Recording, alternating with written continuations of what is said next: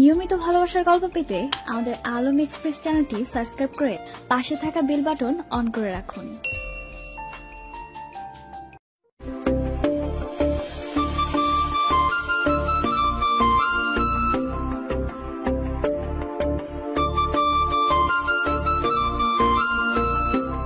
বাবা মায়ের ইচ্ছে পূরণ করতে আর সমাজের কাছে নিজেকে প্রেজেন্ট করতে ঈশান আজকে একজন আর্মি অফিসার।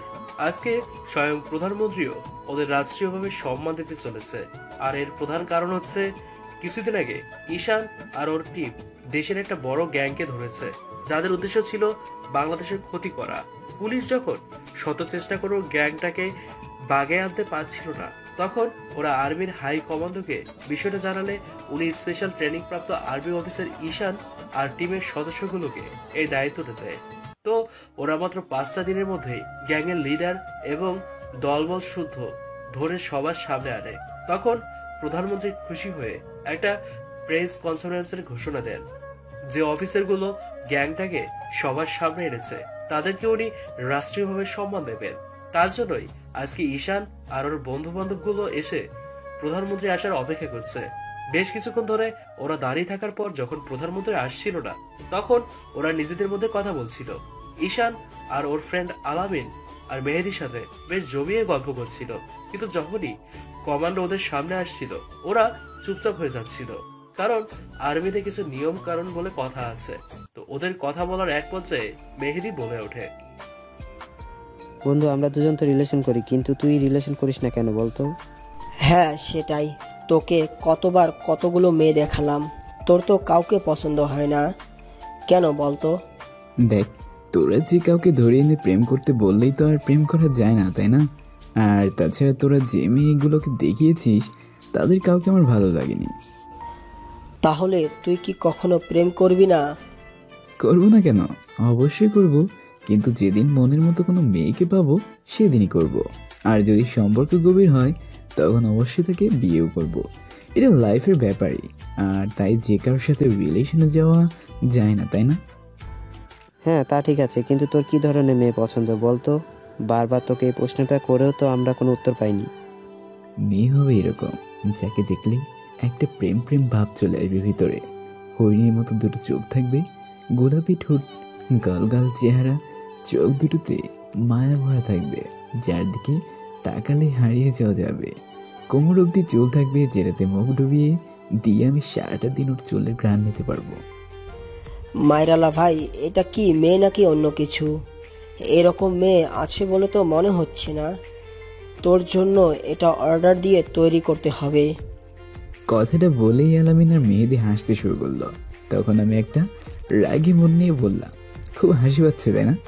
আমি আমার মনের কথাটা বললাম, কিন্তু তোর সেটাকে এইভাবে উড়িয়ে দিবি জানলে কখনোই বলতাম না। আরে ভাই, রাগ করছিস কেন? তুই যে বর্ণনা দিলি এতে এরকম মেয়ে পাওয়া খুব কষ্ট হবে, তাই একটু হাসি পেল। আর যেভাবে বললি তাতে একটা খাতা কলম নিয়ে বসলে অনেক সুন্দর একটা কবিতা হয়ে যেত। এই জন্যই কবিরা বোধ হয় এরকম গ্যাস খাওয়া কবিতা লেখে, তাই না? দেখ, ইনসাল্ট করার একটা লিমিট আছে। তোরা কিন্তু আমাকে ইনসাল্টের উপর ইনসাল্ট করে যাচ্ছিস। আরে রাগ করছিস কেন? তোর সাথে একটু মজাও করা যাবে না নাকি? ঈশান আর কিছু বলতে যাবে এর মধ্যেই কমান্ডো সবাইকে অ্যালার্ট করে দেয় যে প্রধানমন্ত্রী চলে আসছে। তো ঈশানরা যে যার মতো পজিশন নিয়ে দাঁড়িয়ে যায়। কিছুক্ষণের মধ্যেই প্রধানমন্ত্রী গাড়ি থেকে নেমে সরাসরি স্টেজে উঠে যায়। তখন ঈশান খেয়াল করে প্রধানমন্ত্রীর পেছনে একটা মেয়ে স্টেজের দিকে যাচ্ছে, কিন্তু মেয়েটা সামনে থেকে ঘুরে থাকায় ঈশান ওর মুখটা দেখতে পাচ্ছিল না, তাই আর দেখার চেষ্টাও করল না। প্রধানমন্ত্রী স্টেজে ওঠে আর তখন ওনার সাথে থাকা সেই মেয়েটা গিয়ে একটা জায়গায় বসে। তখন হঠাৎ করেই ঈশানের নজর পড়ে স্টেজে বসে থাকা সেই মেয়েটার দিকে। মেয়েটার দিকে তাকাতেই ঈশান এক নিমেষে নিজের মধ্যে থেকে হারিয়ে যায়। মেয়েটা দেখতে এতটাই সুন্দর যেটা যা বলার বাইরে। ঈশান এর আগে কোনোদিন এমন মেয়ে দেখেনি। ঈশান ঠিক একটু আগে যেমনটা বর্ণনা দিয়েছিল, আল্লাহ যেন ওর কথাগুলো শুনে ঠিক তেমন একটা মেয়েকে ওর সামনে পাঠিয়েছে। ঈশান ভালোভাবে খেয়াল করলো, ও যতটুকু বলেছিল মেয়েটার মধ্যে তার থেকে বেশি দিয়েছে আল্লাহ। আল্লাহ তাকে তৈরি করেছে তার চেয়ে বেশি দিয়েই, যেটা দেখে ঈশান চোখ ফেরাতেই পারছিল না। আর তাই ওর পেছনে দাঁড়ানো আলামিন মেহেদি কি বলছিল সেটা ওর কানের এক পাশ দিয়ে ঢুকে অন্য পাশ দিয়ে বের হয়ে যাচ্ছিল। যাই হোক, অনেকক্ষণ তো পেঁচাল পারলাম, হুদাই পেঁচাল, এবার পরিচয়টা দিয়ে নিই। তো চলুন গল্পের হিরোর সঙ্গে পরিচয় হয়ে নেই। গল্পের হিরো হচ্ছে ঈশান আহমেদ অনেক। ঈশান বাবা মায়ের একমাত্র সন্তান। বাবা বিজনেসম্যান।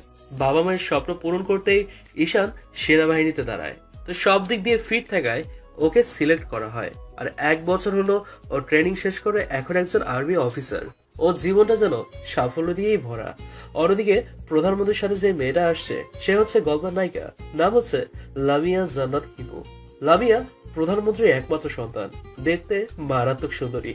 এতদিন দেশের বাইরে থেকে পড়াশোনা করেছে, তাই ঈশান ওকে আগে কখনো দেখেনি। আর তাছাড়া আপনারা জানেন যে আর্মির চাকরি করলে এসব দিকে খেয়াল রাখা খুবই কষ্টকর, তাই ঈশান সেটা খেয়াল রাখেনি। আর আজকে ও প্রথমবার লামিয়াকে দেখছে। প্রধানমন্ত্রী 20 মিনিটের মতো তার মূল্যবান বক্তব্য দেয়। এক পর্যায়ে উনি ঈশান আর ওর টিমের প্রশংসা করে, আর যারা অপারেশনটা যুক্ত হয়েছিল তাদের একে একে অনের কাছে যেতে বলে। এক এক করে সবাই প্রধানমন্ত্রীর কাছে গিয়ে ওনাকে সম্মান প্রদর্শন করে উনি সবার গলায় মেডেল পরিয়ে দেন।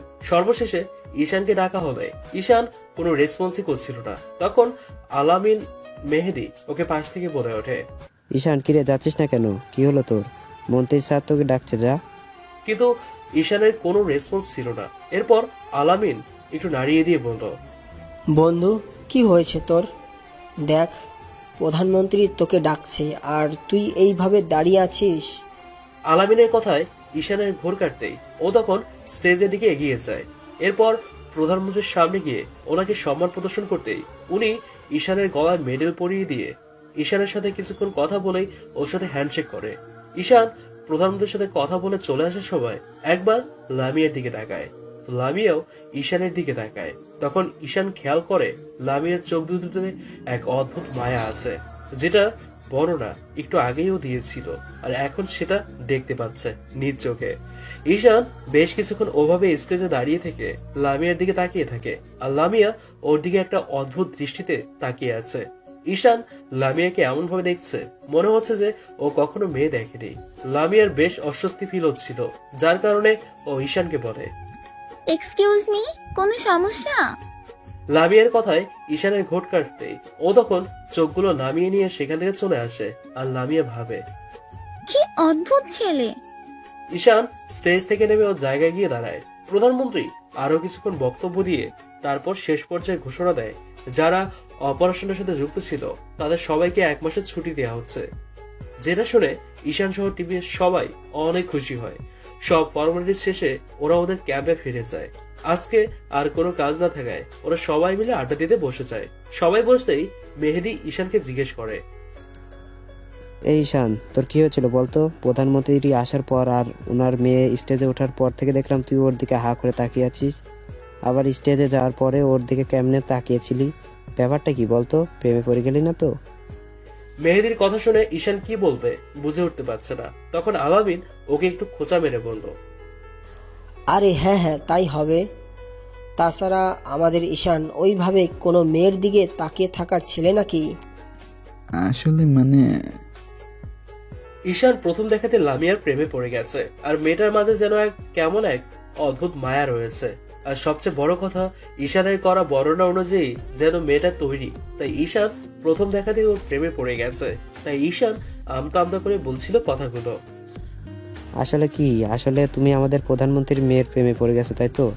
ঈশান লামিয়াকে দেখার পর থেকে যেন আর নিজের মধ্যে নেই, তাই বলার মতো কোনো কথা ওর মুখ দিয়ে বের হচ্ছে না। তাই ওদের সামাল দিতে বলল, আরে না, তেমন কিছু না। আসলে মেয়েটা দেখতে অনেক সুন্দর, আর তাছাড়া তো ব্যাপার না, শোন, আমি যতদূর শুনলাম মন্ত্রীর মেয়ে নাকি গতকাল আমেরিকা থেকে দেশে ফিরেছে। এখন থেকে ও বাংলাদেশে থাকবে। ও হচ্ছে আমাদের দেশের ভবিষ্যৎ প্রধানমন্ত্রী। আর বাইরে থাকায় আমরা আগে ওকে কখনো দেখিনি। মন্ত্রীর বাসা তো তোর শহরে, তাছাড়া 1 মাসের ছুটি আছে, তাই তোর ওকে ভালোভাবে চিনতে জানতে, ওকে ইমপ্রেস করতে তোর খুব সহজ হবে। ঈশান বন্ধুদের সাথে আরো কিছুক্ষণ আড্ডা দেয়। রাতে খাওয়া দাওয়া শেষ করে ক্যাম্পে শুয়েছে, কিন্তু কেন জানি না ঈশানের লামিয়ার মায়াবী মুখটা চোখের সামনে বারবার আর ভেসে আসছিল। ঈশানের মধ্যে কেমন যেন অদ্ভুত একটা ফিলিংস হচ্ছিল, যেটা আগে কখনো হয়নি। ঈশান মনে মনে ভাবছিল এটাই হতো ভালোবাসার প্রথম ফিলিংস, যেটা ও লামিয়াকে দেখার পর হয়েছে। অনেক প্রচেষ্টার পর ঈশান রাতে ঘুমাতে পারে। পরদিন সকালে উঠে এরপর বাসার উদ্দেশ্যে রওনা দেয়।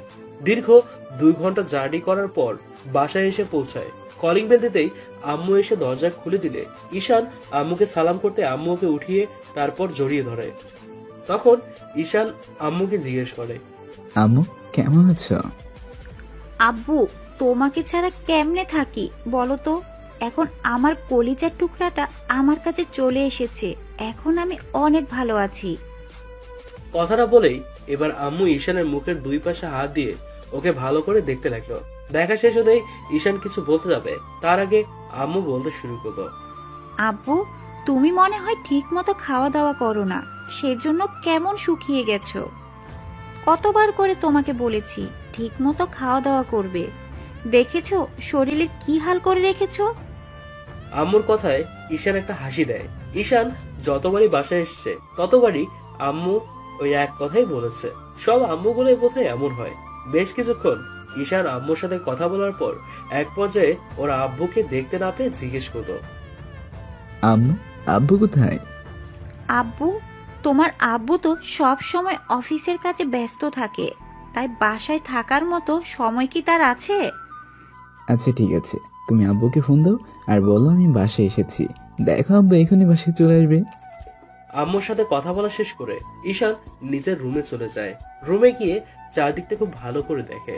সবকিছু সে আগের মতোই রয়েছে। প্রতিবারের মতো আম্মুর অনুপস্থিতিতে রুমটা গুছিয়ে রাখে।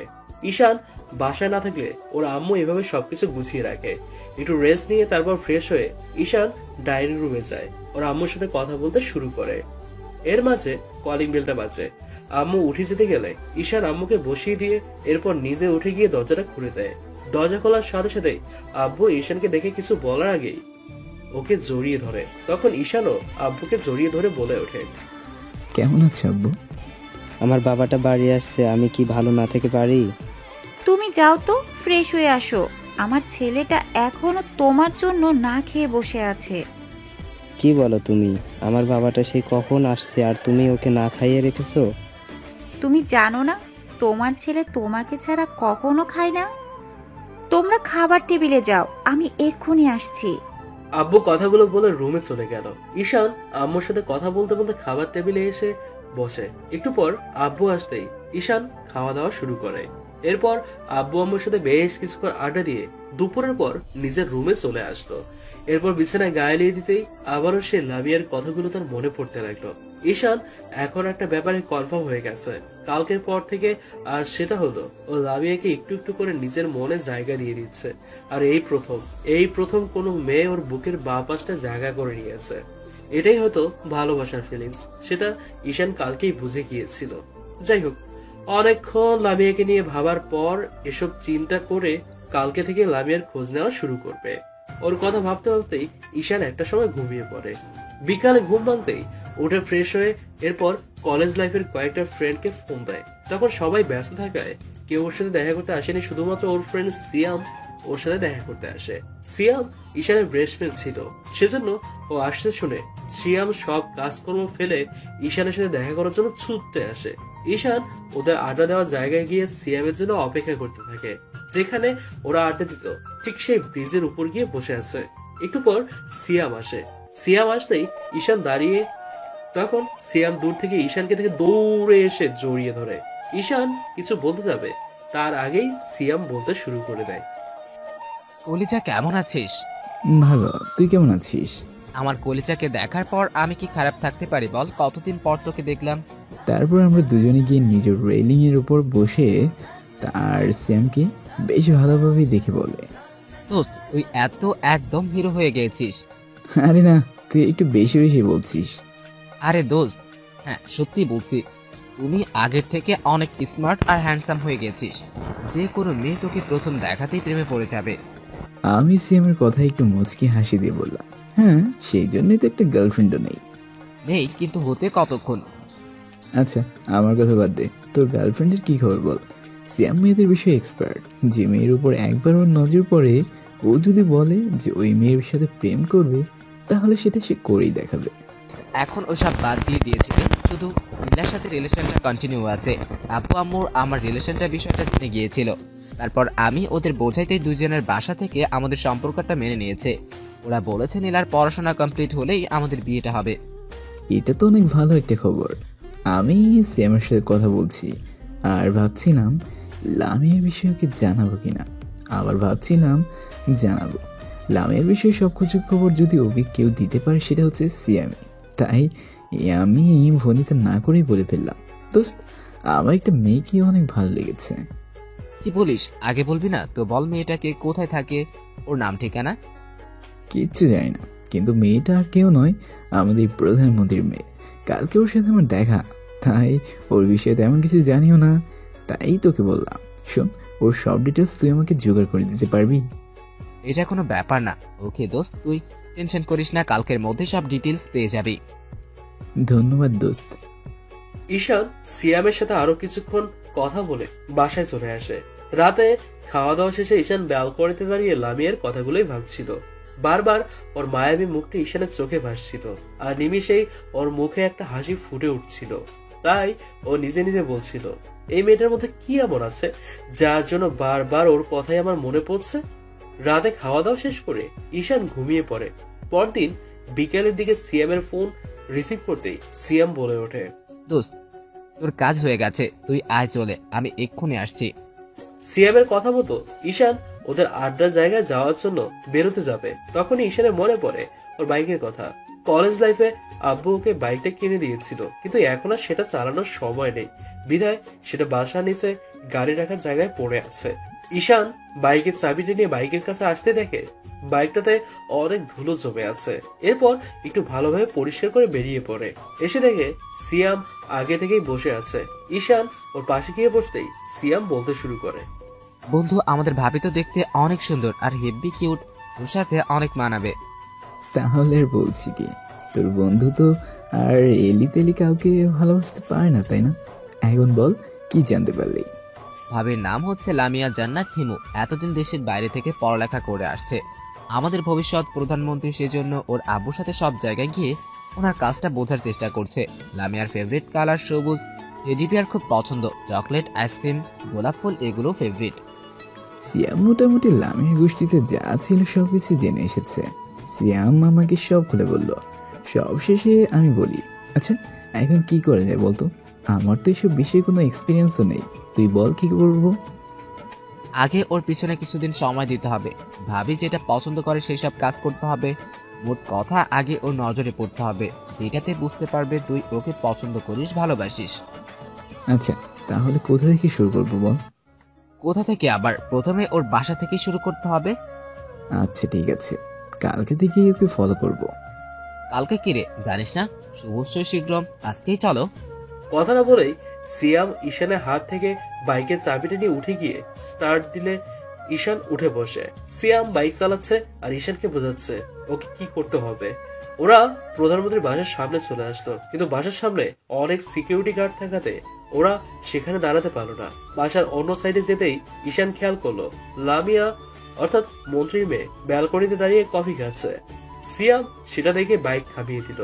এরপর ঈশান লামিয়ার দিকে মুখ করে বাইকে হেলান দিয়ে হাতগুলো ভাঁজ করে, তারপর এক দৃষ্টিতে ওর দিকে তাকিয়ে রইল, কিন্তু লামিয়া ওর দিকে তাকাচ্ছিল না। বেশ কিছুক্ষণ ওইভাবে লামিয়ার দিকে তাকিয়ে থাকার পর একটা সময় লামিয়া খেয়াল করে কেউ ওর দিকে তাকিয়ে আছে। সেটা আর কেউ নয়, সেই ছেলেটা, যে ছেলেটা স্টেজে ওর দিকে এক দৃষ্টিতে তাকিয়েছিল। লামিয়া বিষয়টি স্বাভাবিকভাবে নিলেও বেশ কিছুক্ষণ যাবৎ ঈশান ওইখানে ওইভাবে দাঁড়িয়ে থাকার কারণে লামিয়া বুঝতে পারে যে এর মধ্যে কোনো রহস্য আছে। হ্যাঁ, ডাল মে কুছ কালা হ্যায়। তাই ও আর ব্যালকনিতে না দাঁড়িয়ে ভেতরে চলে গেল। এর মাঝে সিয়াম বলল, দেখা হলো। ব্যথা দিয়ে চলে গেল। এইভাবে কি প্রেম করা যায় নাকি? আমি ওর দিকে তাকিয়ে আছি আর ও একবার আমার দিকে দেখলো না। হবে, টেনশন নিস না। প্রথম তো তাই একটু ভাব বেড়ে যাবে। তোকে ভাবই দিবে না, কিন্তু তুই ওর পেছনে বারবার ঘুরে যখন ওকে ইমপ্রেস করার চেষ্টা করবি, তখন ও তোকে নিয়ে ভাবতে শুরু করবে। তখনই তো ওর ভেতর প্রেমটা সৃষ্টি হবে। আর শোন, এত তাড়াতাড়ি করলে কিছুই হবে না। দেখ, আমি এসব আগে কখনো দেখিনি, করিনি, তাই কিছু জানিও না। টেনশন নিচ্ছিস কেন? আমি হ্যাঁ না। সেদিনের মতো ওরা সেখান থেকে বাসায় চলে যায়। পরদিনও ঠিক একইভাবে একই টাইমে ঈশান সিয়ামের সাথে লামিয়ার বাসার সামনে যায়, কিন্তু লামিয়া যখনই খেয়াল করে ঈশান ওকে দেখছে তখন ও কয়েকবার ঈশানের দিকে তাকিয়ে তারপর আবার ভেতরে চলে যায়। ঈশানও কিছুক্ষণ দাঁড়িয়ে থেকে বাসায় চলে আসে আর ভাবতে থাকে কিভাবে ওকে ইমপ্রেস করবে। আর ও তো যে সে মেয়ে নয়, বরং স্বয়ং প্রধানমন্ত্রীর মেয়ে। ঈশান অনেক ভেবেচিন্তে কোনো কুল কিনারা পায় না। পরদিন বাসার সামনে গিয়ে দেখে আজকে লামিয়ার ব্যালকনিতে নেই। বেশ কিছুক্ষণ ঘোরাঘুরি করে বাসায় চলে আসতে যাবে তখনই ওর চোখ পড়ে বাসার দারোয়ানকে। ঈশান ভাবে দারোয়ানের কাছে একবার জিজ্ঞেস করবে লামিয়ার বিষয়ে, কিন্তু সরাসরি লামিয়ার কথা জিজ্ঞেস করলে নাও বলতে পারে। তাই এগিয়ে গিয়ে দারোয়ানকে জিজ্ঞেস করে, মামা শোনো, তোমাদের মন্ত্রী সাহেব কোথায় গেছে বলো তো? যেখানে যাক, আপনাকে বলতে যাব কেন? কে আপনি? কি আপনার পরিচয় বলুন তো? আর মন্ত্রী সাহেবের কথা জানতে যাচ্ছেন কেন? তেরি, এত দেখি পুলিশের মতো একদম জেরা করতে শুরু করে। ঈশান এবার বুঝতে পারলো একে সোজা কথায় কাজ হবে না। তাই পকেট থেকে ওয়ালেটটা বের করে সেখান থেকে 1000 টাকার একটা নোট বের করে দারোয়ানের সামনে কয়েকবার ঘোরাতেই দারোয়ান বলতে লাগলো, স্যার আর ম্যাডাম একটা মিটিং অ্যাটেন্ড করতে গেছে শহরের বাইরে, ফিরবে কখন? ফিরতে রাত হবে। ঈশান দারোয়ানকে টাকাটা দিয়ে এরপর চলে আসে।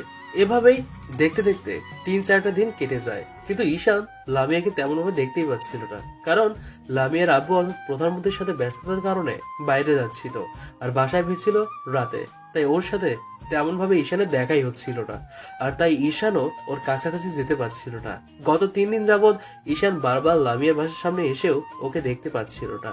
তাই প্রতিদিনের মতো আজকেও এসে ফিরে যেতে হয়। ঈশান ব্যালকনিতে দাঁড়িয়ে ভাবতে থাকে, লামিয়ার সাথে কিভাবে দেখা করব? ওর আব্বুর মতো ওইও অনেক ব্যস্ত, দিনে তোকে পাওয়াই যায় না। কি করব তাহলে? রাতে ওর সাথে দেখা করব? না না, এইভাবে রাতে দেখা করলে লামিয়া অনেক রিয়াক্ট করবে। আগে ওকে ইমপ্রেস করতে হবে। ঈশান অনেক ভেবেচিন্তে সিদ্ধান্ত নেয় লামিয়াকে প্রথমে কিছু গিফট পাঠাবে, যেটাতে বুঝতে পারবে কেউ ওকে ফলো করছে কিংবা পছন্দ করে। পরদিন লামিয়ার পছন্দের কিছু চকলেটস সুন্দর করে একটা গিফট বক্সের মধ্যে রেখে তার ভেতর একটা চিঠি দিয়ে এরপর ওর বাসার সামনে চলে যায়। দারোয়ানকে ঈশান বক্সটা লামিয়াকে দিতে বলে দারোয়ান প্রথমে বারণ করলো, পরে দারোয়ানের পকেটে কিছু রাখতেই সে রাজি হয়ে যায়। ঈশান চলে আসার পর দারোয়ান সেটা লামিয়ার আম্মুর কাছে রেখে আসে, আর লামিয়ার আম্মু বক্সটা ওর রুমে রেখে আসে। রাতে লামিয়া বাসায় এসে নিজের রুমে যেতেই খেয়াল করে ওর বিছানার উপর কিছু একটা রাখা। লামিয়া বক্সটার কাছে এগিয়ে গিয়ে দেখে একটা গিফট বক্স, তো সেটা খুলতে গিয়েও খোলে না। এরপর ফ্রেশ হওয়ার জন্য ওয়াশরুমে চলে যায়। শাওয়ারটা ছেড়ে দিয়ে ভাবতে থাকে, এখানে তো আমাকে তেমন কেউ চেনে না, তাহলে গিফট বক্সটা কে পাঠালো? বেশ কিছুক্ষণ লামিয়া কথাগুলো ভাবে, তারপর গোসল শেষে বাইরে বের হয়ে কাপড়গুলো চেঞ্জ করে। এরপর বিছানায় বসে বক্সটা খুলে দেখা ওর ফেভারিট কতগুলো চকলেটস আর তার সাথে একটি চিঠি। লামিয়া চিঠিটা খুলে পড়তে শুরু করে, তুমি কি জানো তুমি কতটা সুন্দর? তোমাকে দেখলে কতটা কিউট লাগে। তোমাকে যেদিন প্রথম দেখেছি সেদিন তুমি আমার বুকের বাঁ পাশটা জায়গা করে নিয়েছো। তোমাকে ভালোবেসেছি কিনা জানি না, কিন্তু তোমাকে দেখলেই যে ফিলিংসটা আমার ভিতর হয় সেটা আগে কখনো হতো না।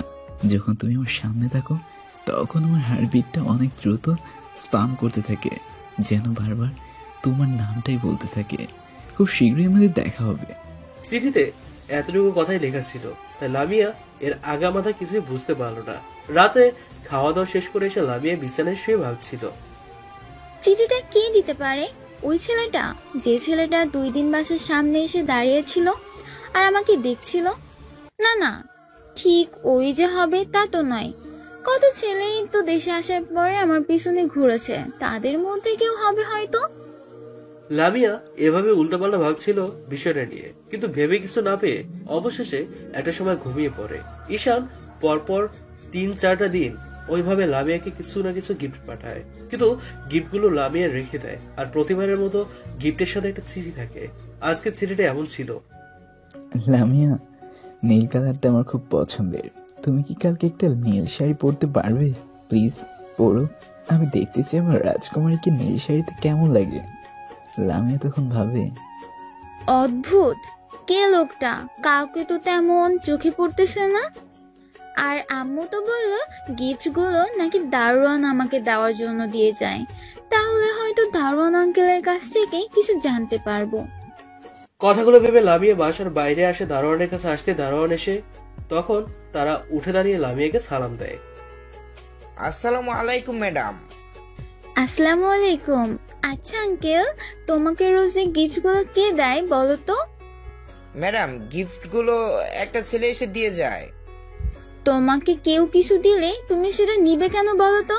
আর আমি তো তোমাকে প্রথম দিনই বারণ করেছিলাম এগুলো নিতে, তাহলে নাও কেন? ম্যাডাম, ছেলেটা বলল ও নাকি তোমার ফ্রেন্ড। আসলে ঈশান দারোয়ানকে বলেছিল ও লামিয়ার ফ্রেন্ড, তাই দারোয়ানও ওকে একই কথা বললো। না, ও আমার ফ্রেন্ড না।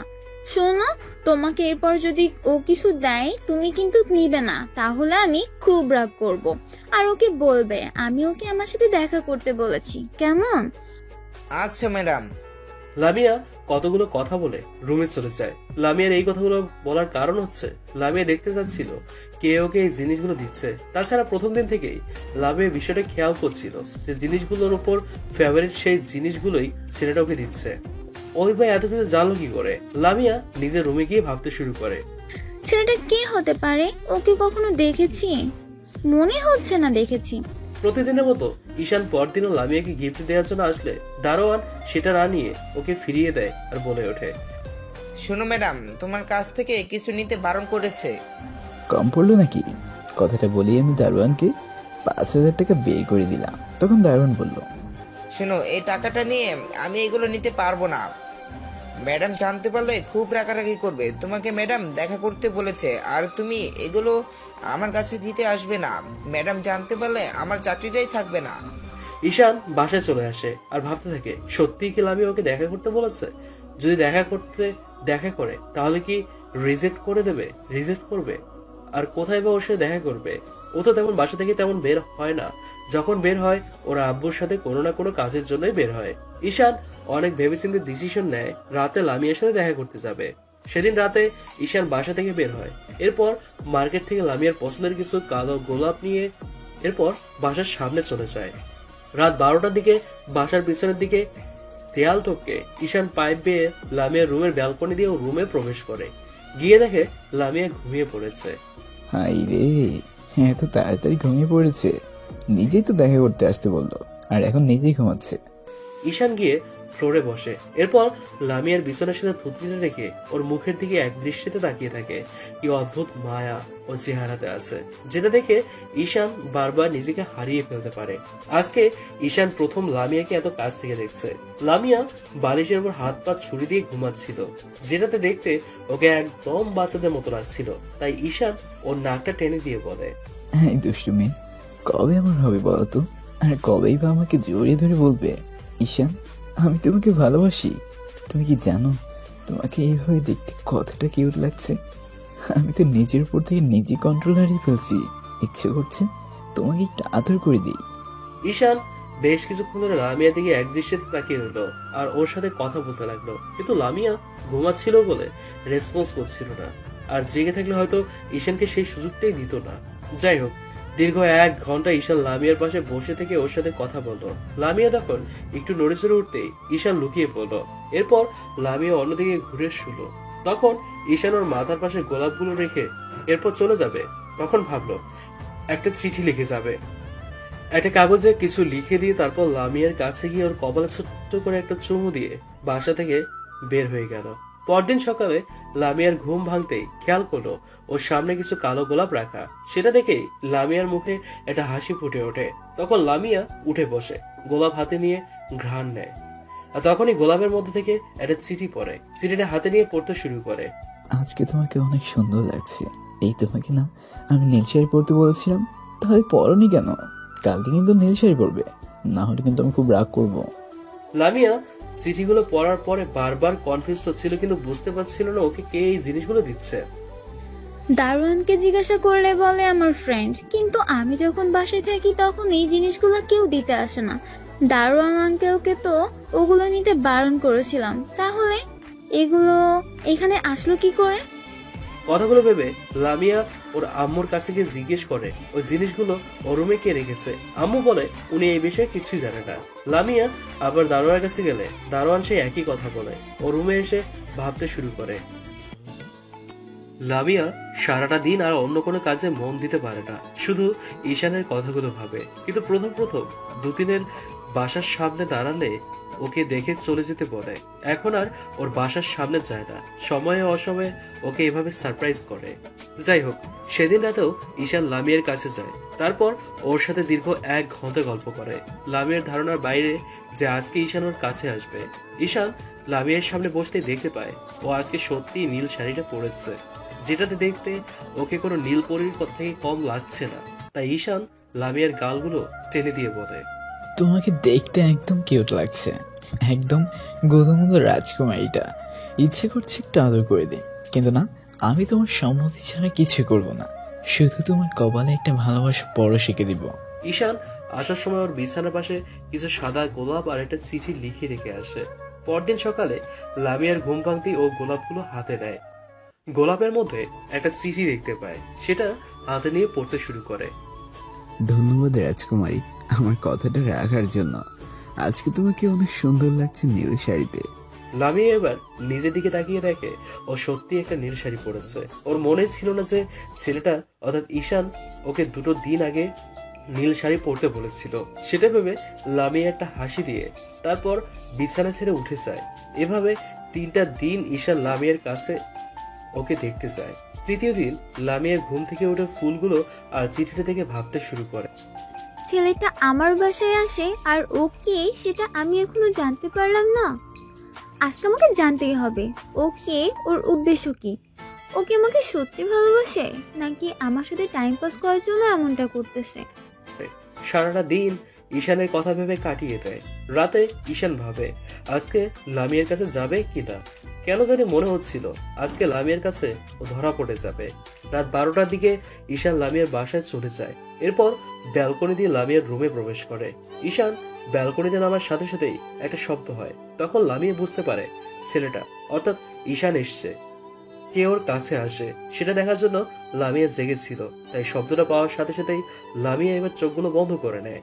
একটু পরে ঈশান প্রতিদিনের মতো ফ্লোরে বসে বিছানায় হাতের উপর থুতনিটা রেখে এরপর লামিয়ার মুখের দিকে এক দৃষ্টিতে তাকিয়ে থাকে। এরপর বলতে শুরু করে, এই রাজকুমারী, কেমন আছো তুমি? আমি জানি তুমি অনেক ভালো আছো, কিন্তু আমি ভালো নেই জানো তো। তোমাকে দেখার পর থেকে একটু ভালো নেই, ভালো করতে পারছি না। তোমাকে যখন না দেখি তখন আমার বারবার তোমার কাছে ছুটে আসতে ইচ্ছে করে, কিন্তু কি করবো বলো, তুমি তো অনেক বিজি, তাই না? তুমি তো যে কারণ হয় স্বয়ং প্রধানমন্ত্রীর মেয়ে, তা তো তোমার কাছে চাইলেও তো ছুটে আসতে পারি না। তুমি কি জানো এই ঈশান তোমাকে কতটা ভালোবেসে ফেলেছে? হয়তো জানো না, কিন্তু একটা দিন তোমাকে জানাবো, তুমি বুঝতে পারবে ঈশান তোমাকে কতটা ভালোবাসে। সেদিন তুমি আমার বুকে ঝাঁপিয়ে পড়বে, তুমি নিজেও আমাকে ভালোবেসে ফেলবে। কথাগুলো বলার সময় ঈশান খেয়াল করছিল একটা মশা বারবার লামিয়ার মুখের সামনে ঘোরাঘুরি করছে, যেটা দেখে ঈশান এবার বলতে শুরু করে, এই পাজি সর, একদম আমার রাজকুমারীকে টাচ করবি না। তুই জানিস এখন পর্যন্ত আমি ওকে একটা টাচ করিনি, আর তুই ওর গায়ে টাচ করতে যাচ্ছিস। কথাগুলো শুনে লামিয়ার বেশ হাসি পাচ্ছিল। কেউ এভাবে নাকি মশার সাথে কথা বলে সেটা ওর জানা ছিল না। লামিয়া অনেক কষ্টে নিজের হাসিটা চেপে রেখে ওইভাবে চোখ বন্ধ করে রেখেছিল। লামিয়া মনে মনে ভাবছিল, ও তার মানে এই ছেলেটা আমার কাছে আসে, কিন্তু ও যদি আমার সাথে কিছু উল্টাপাল্টা করতো। না না, এসব কি ভাবতেছি আমি। ও তোমাকে ভালোবাসে বললো, তাহলে আমার সাথে উল্টাপাল্টা কিছু করবে কেন? আর যদি সেটাই হতো তাহলে প্রথম দিনই করতে পারতো। লামিয়ার খুব করে ইচ্ছে করছিল চোখটা খুলে ঈশানকে দেখতে, কিন্তু শত ইচ্ছাকে চাপা দিয়ে চোখ বন্ধ করে ঈশানের কথাগুলো শুনে যাচ্ছিল, আর ঈশান লামিয়ার সাথে বকবক করে যাচ্ছিল। এক পর্যায়ে বাতাসে লামিয়ার কিছু চুল এসে মুখের উপর এসে পড়ে। ঈশান এবার নিজের হাত দিয়ে লামিয়ার চুলগুলো কানের পিছনে গুঁজে দেয়। ঈশান ওকে টাচ করাতে লামিয়া আর থাকতে না পেরে এবার হঠাৎ করে উঠে বসে, যেটা দেখে ঈশান নিঃশুক আর ওর থেকে একটু দূরে সরে যায়। এবার লামিয়া ঈশানের দিকে তাকিয়ে দেখে এটা আর কেউ নয়, সেদিন যে ছেলেটা স্টেজে ওর দিকে তাকিয়েছিল আর এরপর 2টা দিন ওর বাসার সামনে এসে দাঁড়িয়েছিল সেই ছেলেটা, অর্থাৎ ঈশান। লামিয়ার ব্রেনটা অনেক শার্প, যার কারণে সেদিন অনুষ্ঠানে ঈশানের নামটা প্রথমবার আর আজকে নিজের নামটা বলতেই ও সেটা বুঝতে পারে যে এটা সেই ছেলেটা। ঈশান কিছু বলতে যাবে তার আগে লামিয়া বলতে শুরু করে। ও আচ্ছা, তার মানে তুমি রোজ এসে আমাকে দেখে যাও। গত 3টা দিন তুমি আমার কাছে এসেছো, কিন্তু আমি ধরতে পারিনি। আজকে ঠিক ধরে ফেলেছি। এখন কি হবে তোমার? এখন যদি আমি চিৎকার করে লোকজন জড়ো করি, তাহলে তোমার কি অবস্থা হবে বুঝতে পেরেছো? রোজ রাতে মন্ত্রীর বাসায় এসে তার মেয়েকে দেখে যাও, তোমার সাহস তো কম নয়। না মানে আসলে আসলে কি, আমি একা একটা মেয়ে, একটা রুমে থাকি, আর তুমি প্রতি রাতে আমার কাছে আসো। তুমি যদি উল্টাপাল্টা কিছু একটা করে ফেলতে আমার সাথে, তাহলে আমি তো সেটা জানতেই পারতাম না। আমি এখন চিৎকার করে সবাইকে জড়ো করব, আর সবাই এসে তোমাকে ইচ্ছা মতো আরং ধোলাই দিবে। তখন কেমন হবে বলো তো? প্লিজ প্লিজ প্লিজ তুমি এমনটা করো না। কথাটা বলেই ঈশান এবার লামিয়ার অনেকটা কাছে চলে যায়, আর এক হাতে লামিয়ার মুখটা চেপে ধরে অন্য হাতে ওর মাথার পেছনে হাত রেখে, যাতে লামিয়া চিৎকার করতে না পারে। লামিয়া এবার ছোটার জন্য চেষ্টা করে, তখন ঈশান বলতে শুরু করে। প্লিজ লামিয়া একটু শান্ত হও, আমি তোমাকে সব বলছি। আসলে সেদিন ওই অনুষ্ঠানে আমি যখন তোমাকে প্রথম দেখেছিলাম, তখন দেখাতেই আমি তোমাকে ভালোবেসে ফেলেছিলাম। তুমি জানো, আমার স্বপ্নের রাজকুমারী হয়ে আমার কাছে আসছিলে। আমার দেওয়া বর্ণনা অনুযায়ী আল্লাহ যেন তোমাকে তৈরি করে আমার কাছে পাঠিয়েছিল, তাই বারবার আমি তোমার কাছে ছুটে এসেছি।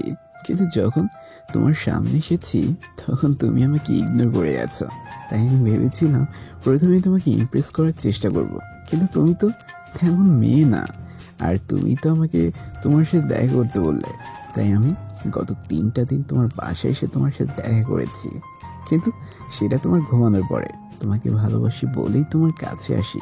প্লিজ তুমি কাউকে ডেকো না। আর হ্যাঁ, আমি তোমাকে প্রথম দেখাতেই ভালোবেসে ফেলেছি। আই লাভ ইউ লামিয়া, আমি তোমাকে অনেক বেশি ভালোবাসি। ঈশান কথাগুলো একদমই বলে তারপর লামিয়ার মুখটা ছেড়ে দেয়। তখন লামিয়া বলতে শুরু করে।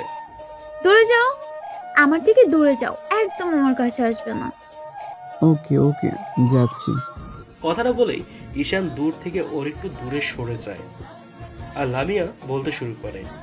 তোমার সাহস কি করে হয় আমাকে টাচ করার? তুমি জানো আমি কে? আমি যদি একটাবার আমাদের লোকগুলোকে বলি, তাহলে তোমাকে ওরা মাটির সাথে মিশিয়ে দিতে পারে। আমি জানি তুমি সেটা করবে না, কারণ তুমি নিজে আমাকে দেখার জন্য তোমার কাছে আসতে বলেছিলে। আর সেটা যদি করতে, তাহলে দ্বিতীয় দিনই করতে, যখন দারুণকে গিফটগুলো পাঠিয়েছিলাম। সেদিনই তোমাদের লোকদের দিয়ে আমাকে মার খাওয়াতে পারতেন, কিন্তু সেটা করনি। তোমার ভিতরে একটা আগ্রহ কাজ করেছে আমাকে দেখার জন্য, তাই তুমি আজকে তোমার সাথে দেখা করতে বলছো। তুমি চেয়েছো, তাই আমি তোমার কাছে এসেছি। না, আমি চাইনি, আমি দেখতে চাইছিলাম তুমি কে। এটা তুমি উল্টা পাল্টা ভাবতেছো। দেখো, এর আগে আমি কিছু করে ফেলি, তার আগে তুমি এখান থেকে বেরিয়ে যাও, আর কখনো আমার কাছে আসবে না, না হলে কিন্তু আমি চিৎকার করব। ওকে ওকে ওকে, যাচ্ছি। এত রাগ করো কেন? আমি কিন্তু আবার আসবো। আমি তো তোমাকে ভালোবাসি, তাই তুমি শত অপমান করো আর অবহেলা করো, আমাকে দূরে সরিয়ে দিলেও আমি তোমার কাছে বারবার আসবো। তোমার মাথায় কি কিছু নেই নাকি? তুমি জানো আমি একজন মন্ত্রীর মেয়ে, তোমার সাথে আমার কিছুতেই যায় না। কোথায় তুমি আর কোথায় আমি? আমার রাজকুমারী, ভালোবাসলে সবই যায়, ওইটা কোনো বিষয় না। আর তাছাড়া তুমি মন্ত্রী মেয়ে হলেই বা কি, আমার কাছে তো তুমি আমার রাজকুমারী। আই লাভ ইউ পাগলি। ঈশানের কথায় লামিয়া বেশ রেগে যায়। উফ, তুই যাবি নাকি আমি সিকিউরিটি গার্ডের ডাকবো? ঈশান খেয়াল করলো রাগে লামিয়ার গাল দুটো ফুলের টমেটোর মতো লাল হয়ে গেছে, যেটাতে ওর সৌন্দর্যটা আরো বেড়ে গিয়েছে। তাই ঈশান আবার বলে উঠল। আরে বাবা, যাচ্ছি যাচ্ছি। তুমি কি জানো রাগলে তোমাকে কত কিউট লাগে? কথাটা শুনে লামিয়ার চোখ দুটো বেরিয়ে আসার উপক্রম হয়ে যায়। ও আর কিছু বলতে যাবে তার আগে ঈশান ব্যালকনিতে চলে যায়। তখন লামিয়া বলে, ইডিয়েট। ঈশান কথাটা শুনে একটা মুচকি হাসি দিয়ে আবার রুমে ঢুকে। হঠাৎ করেই লামিয়ার সামনে এসে তারপরও কিছু বলতে যাবে তার আগে ওর কপালে একটা কিস করে দ্রুত সেখান থেকে বের হয়ে যায়, আর যাওয়ার সময় বলে, এই ইডিয়েটটাকেই তোমাকে একদিন ভালোবাসতে হবে। লামিয়া যেন রেগে আগুন হয়ে যাচ্ছিল। ঈশান চলে গেলে লামিয়া বেশ কিছুক্ষণ ওইভাবে বিছানায় বসে থেকে ওর কথা চিন্তা করতে থাকে। ছেলেটা কি সত্যি আমাকে ভালোবাসে নাকি আমার শুধু ফ্লার্টিং করতেছে? এখনকার ছেলে করতেও পারে, ওদের দিয়ে বিশ্বাস নাই। আমাকে খুব সতর্ক থাকতে হবে, আর সিকিউরিটি গার্ডদের বলতে হবে কেউ যেন বাসায় ঢুকতে না পারে। পরের দিন আমি আড্ডা দিচ্ছি আর লামিয়ার কথাগুলো ভাবছি। আমাকে অন্যমনস্ক হয়ে থাকতে দেখে সিয়াম জিজ্ঞেস করে, কিরে বন্ধু, তোর কি হয়েছে বলতো? না তেমন কিছু না। তোর কিছু হলে আমি সেটা বেশ বুঝতে পারি। এখন কি হয়েছে সেটা বল, আর লামিয়া কতটুকু কাছে এগুলি বলতো। বিষয়টা নিয়ে ঈশানের একটু মুডটা অফ। ঈশান সিয়ামকে গত কয়েকদিনের কথাগুলো সব খুলে বলে। সব শুনে সিয়াম বলতে শুরু করে, বলিস কি, তুই এত দূরে এগিয়ে গেছিস? চালিয়ে যাও গুরু, তোমার হবে। এতে মন্ত্রী মেয়ে কোনো প্রেসিডেন্টের মেয়েও তোমার প্রেমে পড়ে যাবে। শুন, ও খুব রাগী। কালকে ওর সাথে কথা বলে যা বুঝতে পারলাম, এরপর যদি আবার ওর বাসায় যাই তাহলে তো সিকিউরিটি গার্ডদের দিয়ে এমন মার খাওয়াবে না, পরের দিন আর যেতেই পারবো না। এইটা করার হলেও অনেক আগেই করতো, কিন্তু করেনি তো, তাই না? ও তো বলবে ওর কাছে না যেতে, কিন্তু তাই বলে কি তুই যাওয়া বাদ দিয়ে দিবি? তাহলে এইভাবে তো ওর সাথে টাইম পাস করতে চেয়েছিলি। তুই যতবার ওর কাছে যাবি ও তোকে নিয়ে ততবার ভাববে। একটা পর্যায়ে ভাবতে ভাবতে তোকে ভালোবেসে ফেলবে। শোন, ভাবনা থেকে কিন্তু ভালোবাসার সৃষ্টি হয়। তাই আমি বলি কি, তুই রোজ ওর কাছে যাবি। ও যতবার বারণ করবে তুই ততবার ওর কাছে যাবি। ঈশান সিয়ামের কথাগুলো বেশ মনোযোগ দিয়ে ভাবতে শুরু করে আর নিজের মনে মনে বলতে থাকে, সিয়াম তো ঠিকই বলেছে, লামিয়া তোমাকে যেতে বারণ করবেই। ও একটা ছেলেকে চেনে না, জানে না, সে ওকে হুট করেই ভালোবাসি কথাটা বললে লামিয়া তো একটু রিয়েক্ট করবেই। যতদিন আমি লামিয়ার মুখ থেকে ভালোবাসি কথাটি না শুনবো ততদিন ওর কাছে যেতেই থাকবো। এতে লামিয়া রাগ করুক বা আমাকে বকা দিক, সেটা ভালোবেসে করুক, আমাকে করে যেতেই হবে। কোথায় গেল আমার রাজকুমারী? ঈশান বিছানায় গিয়ে বসে। এর মধ্যে ওয়াশরুম থেকে শাওয়ারের সাথে গুনগুন করে গানের শব্দ ভেসে আসে, যার জন্য বোঝা যাচ্ছিল লামিয়া ওয়াশরুমে আছে। লামিয়া একটু আগে ওর আব্বুর সাথে বাসায় এসছে, যার জন্য সবেমাত্র শাওয়ার নিতে গেছে। ঈশান গিয়ে বিছানায় বসে। দীর্ঘ আধ ঘন্টা যাবৎ লামিয়া শাওয়ার নিচ্ছে, বেরোনোর কোনো নামও নেই, গন্ধও নেই। যা বাবা, এতক্ষণ ধরে কেউ শাওয়ার নেই নাকি? তাই তো বলি, এত সুন্দর হলে কি করে? এতক্ষণ ধরে সাবান লাগালে তো সুন্দর হবেই। তখন ঈশান ভাবে, কথাগুলো ভেবে ঈশান নিজে নিজে হাসছিল। ঈশানের অপেক্ষার প্রহর কাটে। লামিয়া গোসল শেষ করে শরীরের টাওয়াল পেঁচিয়ে বেরিয়ে আসে। লামিয়া বেরিয়ে এসে ড্রেসিং টেবিলের দিকে যেতেই ঈশান খেয়াল করে লামিয়াকে ভেজা অবস্থায় দেখতে একদম অসাধারণ লাগছিল। ওর ভেজা চুলগুলো থেকে টপ টপ করে পানি পড়ছিল, যেটা দেখে ঈশানের মধ্যে একটা ঘোরের মতো কাজ করছিল। লামিয়া ড্রেসিং টেবিলের সামনে যাওয়ার আগে ওর মনে হলো বিছানার উপর কেউ একজন আছে। তাই লামিয়া বিছানার দিকে তাকাতেই ও ঈশানকে দেখে। ওর চোখগুলো বড় বড় হয়ে যায়। লামিয়া এক দৃষ্টিতে ওর দিকে তাকিয়ে রইল। তৎক্ষণাৎ ঈশান উঠে গিয়ে ওর মুখের উপর হাত দিয়ে ওর মুখটা চেপে ধরে। এরপর লামিয়াকে দেয়ালের সাথে চেপে ধরে। লামিয়া চোখ বড় বড় করে ওর দিকে দেখতে থাকে। প্লিজ রাজকুমারী, চিৎকার করো না। কি করবো বলো? তুমি তো আমাকে আসতে বারণ করেছিলে, কিন্তু আমি তোমাকে ভালোবাসি, তাই তোমাকে না দেখেই থাকতেই পারলাম না। দিনে তো তোমার সাথে তেমন দেখা হয় না, তাই রাতেই তোমার কাছে আসতে হলো। ঈশান একটা জিনিস খেয়াল করলো, লামিয়ার কাছে যাওয়ার সাথে সাথে লামিয়া কেমন নিশ্চুপ হয়ে গেছে আর ঈশানের মুখের দিকে তাকিয়ে ওর কথা বলা দেখছে। ঈশান লামিয়ার কাছে আসতে লামিয়ার হার্টবিটটা অনেক বেড়ে গেছে, যেটা ও স্পষ্ট বুঝতে পারছিল। মনের মধ্যে কেমন যেন অদ্ভুত একটা ফিলিংস কাজ করছিল, যেটা কালকে একবার হয়েছিল যখন ঈশান ওর কাছে এসেছিল। ঈশান একটানা কথা বলে যাচ্ছে, লামিয়া নিশ্চুপ হয়ে ওর মুখের দিকে তাকিয়ে রয়েছে। লামিয়াকে এমন নিশ্চুপ হয়ে থাকতে দেখে ঈশান ওর মুখের উপর থেকে হাত সরিয়ে দেয়, কিন্তু লামিয়া এখনো কথা বলছিল না। ঈশান এবার লামিয়ার থেকে একটু দূরে সরে যায় আর বলতে শুরু করে, তুমি জানো তোমাকে এই ভেজা অবস্থায় দেখতে কত কিউট লাগছে। ইচ্ছে করছে একটু ছুঁয়ে দেই। তুমি এক এক সময় এক এক রূপে আমার সামনে আসো, সেটা দেখে আমি বারবার তোমার প্রেমে পড়ে যাই। এবার লামিয়ার ঘোর কাটলো, দেখলো ঈশান ওর কাছ থেকে সরে গেছে। তখন লামিয়া বলতে শুরু করে, তুই আবার আমার বাসায় এসেছিস? দাঁড়া, আজকে তোর হচ্ছে। কথাটা বলেই লামিয়া আর কিছু বলতে যাবে, ঈশান তখন কোনো উপায় না পেয়ে ওকে নিজের কাছে টেনে নেয় আর লামিয়ার কোমর জড়িয়ে ধরে ওর মুখের এক পাশের একটা হাত রেখে হঠাৎ করেই লামিয়ার ঠোঁটের সাথে নিজের ঠোঁটগুলো মিলিয়ে দেয়। ঘটনা আকস্মিকতায় লামিয়ার চোখগুলো বেরিয়ে আসার উপক্রম হয়ে যায়। ঈশান লামিয়াকে পাগলের মতো কিস করছিল আর ও সেই একইভাবে নিশ্চুপ হয়ে রয়েছিল। লামিয়া কেন জানি ঈশানকে সরাতে পারছিল না, আর কিছু বলতেও পারছিল না, আবার ওর সাথে কোনো রেসপন্সও করছিল না। আজকে প্রথম কোনো পুরুষ ওকে এত কাছ থেকে স্পর্শ করলো। ঈশান চাচ্ছিল না লামিয়ার অসম্মতিতে ওকে টাচ করতে, কিন্তু ওর কাজের জন্য টাচ করতে হলো। দৈর্ঘ্য 15 মিনিট ঈশান লামিয়াকে কিস করার পর ছেড়ে দেয়, আর লামিয়া এখনো ওর দিকে চোখ বড় বড় করে তাকিয়ে আছে। ঈশান তখনই বলতে শুরু করে, ওয়াক থু বাজে ছেলে, তোর কখনো ভালো হবে না। তুই আমাকে কিস করেছিস, আমি বললাম কখনো তোর গার্লফ্রেন্ড জুটবে না। কথাগুলো বলে লামিয়া নিজের ঠোঁটগুলো হাত দিয়ে মুছতে শুরু করলো। ঈশান একটা মুচকে হাসি দিয়ে বলল, গার্লফ্রেন্ডের দরকার নেই, তুমি আমার লাইফে আসলেই হলো। ডেভিল ছেলে, দাঁড়া, তোর মজা দেখাচ্ছি। লামিয়া কিছু বলতে যাবে, তার আগেই হঠাৎ করে টাওয়ালটা খুলে নিচে পড়ে যায়, আর ঈশান ওর দিকে চোখগুলো বড় বড় করে এক দৃষ্টিতে তাকিয়ে থাকে, যেটা দেখে লামিয়া এবার নিচের দিকে তাকিয়ে একটা চিৎকার দেয়। আর ঈশান বুঝতে পারে এখানে থাকাটা ঠিক হবে না, তাই তো তৎক্ষণাৎ ব্যালকনি দিয়ে বাইরে চলে যায়। লামিয়ার চিৎকার শুনে ওর আব্বু আম্মু রুমের সামনে চলে আসে। লামিয়া, এই লামিয়া, কি হয়েছে? এভাবে চিৎকার করলি কেন? লামিয়া ততক্ষণ তাড়াহুড়ো করে পোশাকটা পরে নেয় আর ভাবে আমার কথা বলবে কি না। লামিয়ার আম্মু আবার বলে, কিরে, কি হলো? দরজা খোল। আর এভাবে চিৎকার করলি কেন? না আম্মু, কিছু হয়নি। তেলাপোকা, একটা তেলাপোকা আমার গায়ের উপর এসে পড়েছিল, তাই চিৎকার করলাম। তুমি যাও। কথাগুলো বলতে লামিয়ার আব্বু আম্মু সেখান থেকে চলে যায়। এরপর বিছানা শুয়ে পড়ে আর ভাবতে শুরু করে, ছেলেটার কথা আমি আব্বু আম্মুর কাছে বলতে পারলাম না কেন? আব্বুর কাছে যদি একবার বলতাম তাহলে আব্বু মেরে ওর হাড় গোড়গুলো ভেঙে দিত। তাছাড়া একটা জিনিস আমার ভেবে খুব অবাক লাগতেছে, ছেলেটা যখন আমার কাছে আসছিল আমি কেমন নিশ্চুপ হয়ে গিয়েছিলাম, আর ও যখন আমাকে স্পর্শ করলো তখন আমার ভিতর কেমন যেন একটা অদ্ভুত ফিলিংস হচ্ছিল, যেটা আগে কখনো হয়নি।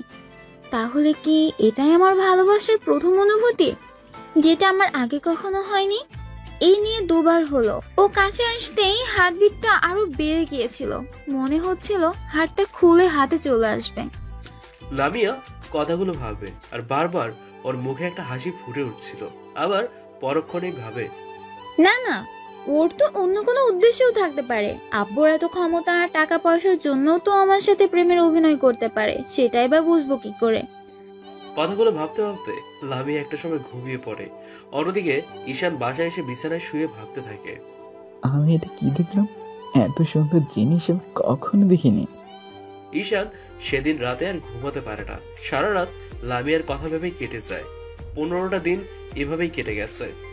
আর ঈশানের সময় অসময়ে লামির সাথে দেখা করেছে, আর যখনই দেখা হয় তখনই লামিয়াকে নিজের কাছে টেনে নিয়েছে। লামিয়া ছোটার চেষ্টা করলে কখনো ঈশান মুখটা চেপে ধরেছে, না হয় নিজের ঠোঁটগুলো দিয়ে ওর ঠোঁটগুলো বন্ধ করে দিয়েছে। ঈশান একটা জিনিস খেয়াল করেছে, ও যখনই লামিয়ার কাছে আসে তখনই লামিয়া কেমন নিশ্চুপ হয়ে যায়, কথা বলা বন্ধ হয়ে যায় ওর, যেটা থেকে ও ভাবতে শুরু করেছে লামিয়া হয়তো একটু একটু করে ওকে ভালোবাসতে শুরু করেছে, যার জন্য লামিয়ার কাছে আসলেই ও এইভাবে চুপচাপ হয়ে যায়। বিষয়টা লামিয়াও অনেকবার ভেবেছে, ঈশান ওর কাছে আসলে কেন সে কথা বলতে পারে না, কিন্তু ভেবেচিন্তে কোনো উত্তর খুঁজে পায়নি। ঈশান যতবার লামিয়ার সাথে দেখা করতে আসে ততবার লামিয়া ওকে বাসা থেকে বের হয়ে যেতে বলে আর বকাঝকা করে। ঈশান লামিয়ার কাছে আসলে ওর সারা শরীরে একটা বিদ্যুৎ খেলে যায়। 15টা দিন কেটে গেছে, কিন্তু ঈশান লামিয়ার মুখ থেকে ভালোবাসি কথাটা শুনতে পারেনি, বরং সময় অসময়ের কাছে বকা খেয়ে গেছে। এতে ঈশানের কোনো আফসোস নেই, ও সেটাকে ভালোবাসা হিসেবে নিয়েছে। ঈশান পরদিন রাতে লামিয়ার কাছে আসে, কিন্তু এসে দেখে লামিয়া রুমে নেই। ঈশান বেশ কিছুক্ষণ বসে থাকে, কিন্তু তারপরও যখন লামিয়া আসলো না তখন ঈশান আর বাড়িতে খুঁজে, কিন্তু কোথাও পায় না, সারা বাড়ি খুঁজে।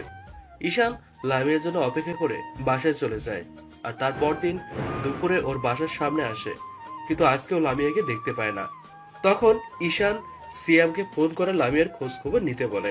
বিকালের দিকে সিয়াম ওকে ফোন করে বলে, বন্ধু, লামিয়া তো শহরের বাইরে গেছে ওর আব্বুর সাথে, তাই তুমি ওকে দেখতে পারছো না। টেনশন করো না, আর একটা দিন ওয়েট করো, তোমার রাজকুমারী চলে আসবে। সিয়ামের কথা শেষ হতে না হতেই ঈশান ফোনটা কেটে দিয়ে বিছানায় গায়ে এলিয়ে দেয়। ঈশান লামিয়াকে এতটাই ভালোবেসে ফেলেছে যে ওকে একটা দিনও না দেখে থাকতে পারে না। দিন যত যাচ্ছে ঈশান লামিয়াকে আরো বেশি ভালোবেসে ফেলেছে। লামিয়া যতই ওকে অপমান আর অবহেলা করে দূরে সরিয়ে দেয়, ঈশান ততটাই লামিয়াকে বেশি ভালোবেসে ফেলে। দুদিন পর লামিয়া বাসায় আসে। অন্যদিকে ঈশানের আম্মু ওকে বলে ওঠে, আব্বু শোনো, তোমার নানু ওনাদের বাসায় যেতে বলেছে।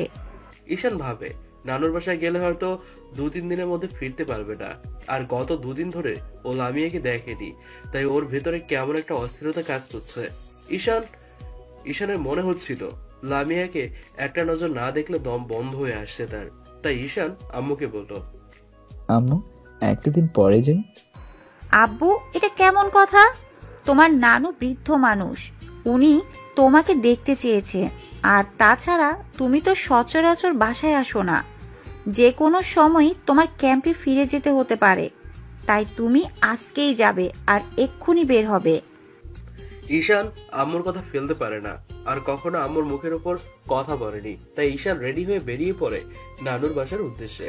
2 ঘন্টা জার্নি করার পরে পৌঁছে যায়। সেদিন রাতে লামিয়া ভাবছিল, ছেলেটা কেমন অদ্ভুত ভাবে আমার জীবনে চলে আসলো। আমি ওকে শতবার অপমান আর অবহেলা করে দূরে সরিয়ে দিলেও ও আমার কাছে বারবার ফিরে আসে। হয়তো সত্যি আমাকে ভালোবাসে, কেমন যেন ওর মধ্যে অদ্ভুত এক মায়া আছে। ও যখন আমার কাছে আসে তখন আমি ওকে কিছুই বলতে পারি না। কেন হয় এরকম? আগে তো কখনো এরকম হয়নি। আর ও তো আমার যতটা কাছে এসেছে, অন্য কেউ এতটা কাছে আমার আসেনি। জীবনের প্রথম কোনো ছেলে আমাকে টাচ করেছে, আর সেটা ঈশান। ঈশান যখন আমাকে নিজের কাছে টেনে নেয় তখন কেমন একটা ভালো লাগা কাজ করে। তাহলে কি আমি ওকে ভালোবেসে ফেললাম? না না, এসব কি ভাবছি আমি কেন ওকে ভালোবাসতে যাব? ও কোথায় আর আমি কোথায়? আমি এই দেশের ভবিষ্যৎ প্রধানমন্ত্রী, আমাকে এসব নিয়ে ভাবলে চলে না। লামিয়া মুখে একথা বলেও ওর মন অন্য কথা বলছিল। দেখতে দেখতে 10টা, 11টা, 12টা এরকম করে 3 ঘন্টা পার হয়ে গেল, কিন্তু এখনো ঈশান আসছে না। রাত যতটা গভীর হচ্ছে লামিয়ার ততটাই ঈশানকে দেখার জন্য মনটা ব্যাকুল হয়ে যাচ্ছিল। ও বুঝতে পারছিল না ওর ভেতরে কেন এই অস্থিরতা কাজ করছে। আর এটাই স্বাভাবিক, যখন একটা ছেলে কোনো মেয়ের পিছনে ঘুরবে, প্রথম কয়েকদিন ঘোরার পর মেয়েটা ছেলেটাকে পাত্তাই দেবে না। কিন্তু একটা সময় যখন ছেলেটা ওর পেছনে ঘোরা বাদ দিয়ে দেবে, তখন মেয়েটা অবশ্যই ছেলেটাকে নিয়ে ভাববে। আর লামিয়ার ক্ষেত্রেও ঠিক এমনটাই হচ্ছে। লামিয়া ঈশানকে দূরে সরিয়ে দিলেও আজ খুব করে ওর মন চাচ্ছিল ঈশানকে একটা বার দেখার জন্য। লামিয়ার এই আশা জেগে আছে যে ঈশান ওর কাছে আসবে, কিন্তু এইভাবে কেটে গেল আরো 1টা ঘন্টা। রাত 1টা বেজে গেছে, কিন্তু আজকে আর ঈশান আসেনি। আর লামিয়ার অনেক ঘুম পাচ্ছিল, তাই ও ঘুমিয়ে পড়ে। অন্যদিকে ঈশানের মামা মামি, মামাতো ভাই বোন ওদের সাথে ভালোই সময় কাটাচ্ছে, কিন্তু রাতে শোবার পর আর ঘুমাতে পারছিল না। বারবার লামিয়ার কথা মনে পড়ছিল। এমনিতে 2টা দিন ওকে দেখেনি, তারপর আজকে ওকে দেখতে পাবে না, সেটা ভেবে ঈশানের ভেতর কেমন অস্থিরতা কাজ করছিল। ওর বারবার মনে হচ্ছিল এক্ষুনি ছোট্ট লামিয়ার কাছে চলে গেলে ওর ভেতরে একটা স্বস্তির নিঃশ্বাস আসতো, কিন্তু সেটা করার কোনো উপায় নেই। অনেক কষ্টে ঈশান সেদিন রাতে ঘুমায়। এভাবে কেটে গেছে পর 2টো দিন। আর লামিয়া এই 2টো দিন ঈশানের কথা অনেক ভেবেছে, কিন্তু কেন ভেবেছে সেটাও বুঝতে পারেনি। পরদিন 2 দিন ঈশান লামিয়ার সাথে দেখা করতে আসেনি। আজকে কোনো কাজ না থাকায় ও ব্যালকনিতে দাঁড়িয়ে ভাবছিল, আমি এত কেন ওর কথা ভাবতেছি? জীবনে প্রথম কোনো ছেলেকে নিয়ে আমি এতটা ভেবেছি, সেটা কিসের জন্য কিছুতেই বুঝে উঠতে পারছি না। এই 2টা দিন তো একবারও ঈশান আমার কাছে আসলো না। ও তো প্রতিদিন একবার করে বাসার সামনে আসে, কিন্তু ওকে তো আজকে বাসার সামনেও দেখলাম না। না, কি হলো ওর? তাহলে কি ও আর 10 জন ছেলের মতো আমার সাথে টাইম পাস করছিল? যেই দেখলো আমি ওর প্রস্তাবে রাজি হয়নি, সে আমাকে ছেড়ে চলে গেল। যাই হোক, সেটা আমার জন্য ভালো হয়েছে। ওর সাথে রিলেশনে গেলে আব্বু সেটা কখনোই মেনে নিবে না। ঈশান বাসায় এসে সিএমকে ফোন দেয় লামিয়া বাসায় এসেছে কিনা সেটা জানার জন্য। ঈশান ওকে লামিয়ার খোঁজখবর নিতে বললে সিএম সরাসরি ওর বাসার সামনে চলে আসে আর ঈশানের সব ইনফরমেশন দেয়। এর মধ্যে লামিয়ার স্কুল লাইফের ফ্রেন্ড নীলা ওর বাসায় আসে। অনেকদিন পর 2 বান্ধবীর দেখা, তাই গল্পের জন্য শেষ নেই। এক পর্যায়ে নীলা লামিয়াকে ওর সাথে শপিং মলে যাওয়ার কথা বললে লামিয়া বলে ওঠে, শোন, আম্মু আমাকে যেতে দিবে না। তুই যদি আম্মুকে রাজি করতে পারিস তাহলে আমি যেতে পারি। আচ্ছা ঠিক আছে। নীলা গিয়ে লামিয়ার আম্মুকে বললে প্রথমে না যেতে দিতে চাইলেও পরবর্তীতে রাজি হয়, কিন্তু উনিও তাদের সাথে যাবে। তো সিয়াম ঈশানকে যখনই ওদের বাসার সামনে আসতে যাবে তখনই লামিয়া ওর আম্মু আর নীলা বাসা থেকে বের হয়, আর সিয়াম তখন ঈশানকে ওদের বাসার সামনে আসতে বারণ করে। দোস্ত, লামিয়া কোথায় যেন যাচ্ছে, তোর এখন এইখানে আসার দরকার নেই। আমি তোকে সব ইনফরমেশন দিচ্ছি। ওরা পার্মানেন্ট যেখানে যাবে আমি তোকে সেখানে আসতে বলবো, কেমন? আচ্ছা ঠিক আছে। সিয়াম ওদের ফলো করতে থাকে। এক পর্যায়ে ওরা শপিং মলের সামনে এসে থামলে সিয়াম ঈশানকে শপিং মলে আসতে বলে। ঈশান মিনিট 20 মধ্যে শপিং মলে চলে আসে। তারপর সিয়াম ঈশান শপিং মলে ঢুকে লামিয়ার পিছু করতে থাকে। লামিয়ারা সামনে হাঁটছে, ঈশান ওর পেছনে পেছনে যাচ্ছে। একটা পর্যায়ে লামিয়া একটা গ্লাসের সামনে দিয়ে যাওয়ার সময় খেয়াল করে ওর পেছনে ঈশানের মধ্যে কেউ আছে। তো তৎক্ষণাৎ লামিয়া সেখানে দাঁড়িয়ে গেল। ঈশান বুঝতে পারে লামিয়া হয়তো ওকে দেখে ফেলেছে, তাই ঈশান সেখান থেকে সরে যায়।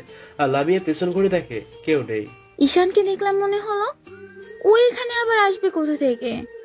আমিও কি উল্টাপাল্টা ভাবি না? ওকে নিয়ে ভাবতে ভাবতে পুরো মাথাটাই খারাপ হয়ে গেছে। কথাগুলো ভেবে লামিয়া হাঁটতে শুরু করে। দীর্ঘ 2 ঘন্টা পর শপিং মলে এদিক ওদিক ঘুরে বেরিয়েছে, কিন্তু লামিয়ার কিছুই পছন্দ হচ্ছিল না। অনেক খোঁজাখুঁজির পর ওরা একটা দোকানে গিয়ে পার্মানেন্ট বসে। তারপর লামিয়ার পছন্দের কালারের কয়েকটা লেহেঙ্গা দেখতে থাকে। এবারও ঈশান লামিয়ার দৃষ্টি আকর্ষণ করার জন্য ওর থেকে কিছুটা দূরে গিয়ে দাঁড়ায়। এবার লামিয়ার ঈশানের উপর নজর পড়ে। ঈশানের দিক থেকে চোখ ফেরাতেই ওর মনে হয় ঈশানকে দেখলাম মনে হলো। লামিয়া আবারও ঈশানের দিকে তাকায়, কিন্তু তখনও দেখে ওইখানে আর কেউ নেই। ঈশান সিয়ামের কথা মতো বারবার ওর সামনে গিয়ে আবারও ওর চোখে ফাঁকি দিয়ে দূরে সরে যাচ্ছিল, যাতে করে লামিয়া ঈশানকে নিয়ে একটু হলেও ভাবে। একটা পর্যায়ে নীলা কালো কালারের একটা লেহেঙ্গা দেখে লামিয়াকে বলে, লামিয়া দেখ এটা কেমন। কিন্তু লামিয়ার সেদিকে কোনো খেয়াল নেই। অন্যমনস্ক হয়ে ঈশানের কথাই ভাবছিল। তাই এবার নীলা ওকে একটু জোরে বলল, এই লামিয়া তোর আবার কি হলো? কি এত ভাবছিস বলতো? নীলার কথায় লামিয়া একটু হকচকিয়ে যায় আর আমতা আমতা করে বলে, কই কিছু না তো। দেখ তো এটা কেমন। নীলার কথা মতো লামিয়া লেহেঙ্গাটাকে ভালো করে দেখে বলে ওঠে, ঠিকঠাক। তাহলে বসে আছিস কেন? যা গিয়ে ট্রাই করে দেখ। দূর থেকে ঈশান ওদের কথাটা শুনে ফেলে, তাই আর দেরি না করে সেখান থেকে সরে যায়। নীলার কথা মতো লামিয়া এবার ট্রায়াল রুমে চলে যায়। তারপর গিয়ে দরজাটা আটকে দিয়ে পেছনের দিকে ঘুরতে দেখে ঈশান দাঁড়িয়ে আছে। লামিয়া ওকে কিছু বলতে যাবে, তার আগেই ঈশান ওকে এক টান দিয়ে নিজের অনেকটা কাছে নিয়ে এক হাতে ওর কোমর জড়িয়ে ধরে অন্য হাতে মুখটাকে চেপে ধরে বলতে শুরু করে, এই সবসময় তুমি আমাকে দেখলে তো চেঁচামেচি করো কেন বলো তো? তোমার কাছে আসলে তো কিছুই বলতে পারো না, কিন্তু তোমার সাথে যখন দেখা করতে আসি তখন এরকম ছটফট কেন করো? এখন তুমি এত নিশ্চুপ কেন জানো? কারণ তুমি আমাকে আস্তে আস্তে ভালোবাসতে শুরু করেছো, কিন্তু সেটা নিজে মুখে স্বীকার করছো না। স্বীকার তো তোমাকে করতে হবে। বলো তুমি আমাকে ভালোবাসো? লামিয়া তখন মাথা নেড়ে না শুধু উত্তর দিল। ঈশান বলে ওঠে, এই দুষ্টু মেয়ে, কেন বারবার এইভাবে আমাকে ফিরিয়ে দিচ্ছ বলো তো? সত্যি বলছি, তোমাকে অনেক বেশি ভালোবাসি। তুমি জানো, জীবনের প্রথম তোমাকে আমি ভালোবেসেছি, অন্য কাউকে নয়। তুমি যতই আমাকে অবহেলা করো না কেন, আমি শুধু শুধু তোমাকেই ভালোবাসি, আর বেশিই যাব। তুমিও হয়তো আমার ভালোবাসাটা বুঝতে পারবে, কিন্তু যখন আমি তোমার থেকে দৌড়ে চলে যাব তখন। কথাটা শুনে লামিয়ার বুকের বাঁ পাশে চিনচিনে ব্যথা অনুভব করে, কিন্তু সেটাই কেন ও বুঝতে পারে না। ঈশান লামিয়াকে ওইভাবে জড়িয়ে ধরে রেখে বকবক করেই যাচ্ছিল, আর লামিয়া প্রতিবারের মতো ওর মুখের দিকে এক দৃষ্টিতে তাকিয়েছিল। ঈশান ওর এমন নিশ্চুপ হয়ে যাওয়া দেখে মুখ থেকে হাতটা সরিয়ে নিয়ে বলতে শুরু করে, প্লিজ বলো রাজকুমারী, একবার বলো ভালোবাসো তুমি আমাকে, তুমিও আমাকে ভালোবাসো, কিন্তু সেটা মুখে বলতে চাইছো না। ঈশান খেয়াল করেছে লামিয়া শপিং মলে আসার পর থেকে ওর মুডটা কেমন যেন অফ, তাই বলে উঠল, আমি খুব ভালো করে জানি তোমার মুডটা কেন অফ।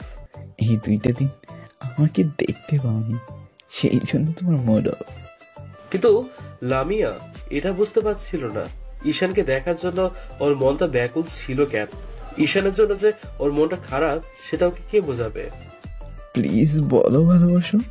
দেখো আমি আর এভাবে ওয়েট করে থাকতে পারছি না, খুব ইচ্ছে করে তোমাকে একটু আদর করে দিতে, কিন্তু তুমি তো আমাকে সেই সুযোগটাই দাও না। প্লিজ আমাকে ছেড়ে দাও। হ্যাঁ হ্যাঁ, সে তো দেবই, আগে বলো ভালোবাসো। না, আমি তোমাকে ভালোবাসি না। তাই যদি আমি প্রমাণ করে দিতে পারি? সেটা কখনো হবে না, তুমি একটা স্বপ্নের মধ্যে আছো। ঈশান লামিয়াকে আর কিছু বলতে না দিয়ে এবার ওর মুখের দুই পাশে হাত দিয়ে যখনই লামিয়ার দিকে নিজের ঠোঁটটা এগোয়, লামিয়া বুঝতে পারে ঈশান ওকে কিস করতে যাচ্ছে। তখন লামিয়া ওকে থামানোর জন্য ঈশানকে বাধা দিলেই ঈশান ওর হাতটা সরিয়ে লামিয়াকে যখনই কিস করতে যাবে তখনই লামিয়া রেগে গিয়ে ঈশানের কাছ থেকে নিজেকে ছাড়িয়ে দিয়ে ঠাস ঠাস করে ঈশানের গালে দুটো থাপ্পড় মেরে দেয়। ঘটনা আকস্মিকতায় ঈশান সেখানে দাঁড়িয়ে মুখে হাত দিয়ে ওর দিকে তাকিয়ে থাকে। তখন লামিয়া কড়া গলায় বলতে শুরু করে, তুই কেন বুঝিস না? আমার তোকে সহ্য হয় না, তারপরও বারবার কেন তুই আমার কাছে আসিস? তুই নিজের লেভেলটা দেখেছিস আর আমার লেভেলটা দেখেছিস? কই তুই আর কই আমি? তোর সাথে আমার কিছুতেই যায় না। বারবার এই কথা বলার পরও কেন তোর মাথাতে কিছু ঢুকে না? আর প্রতিদিন কেন আমাকে এত ডিস্টার্ব করিস? তুই বুঝিস না তুই আমার কাছে আসলে আমি ডিস্টার্ব হই? তারপরও কেন বারবার তুই নির্লজ্জ বেহারার মতো আমার কাছে আসিস? তোর কিছুর কি সামান্য কমন সেন্স বলে কিছু নাই? তুই কেন বুঝিস না তুই আমার কাছে আসলে আমার অস্বস্তি ফিল হয়, সেজন্য আমি তোর সাথে কথা বলতে পারি না। বারবার এক কথা তোকে কতবার বলবো? আমি তোকে ভালোবাসি না, বাসি না, বাসি না। I just hate you. Lamia ঈশানের কর্মকাণ্ডে অনেকটাই রেগে গিয়ে কথাগুলো বলে তাই এবার একটু শান্ত হয় আর রাগে ও জোরে জোরে নিঃশ্বাস নিতে থাকে। ঈশান লামিয়ার কথা বুঝতে পারে না, ও লামিয়ার কাছে আসলে ও ডিস্টার্ব হয়, বিরক্ত বোধ করে। এবার ঈশান শান্ত গলায় বলে, আমি বুঝতে পারিনি আমাকে তুমি কখনো ভালোবাসতে পারবে না।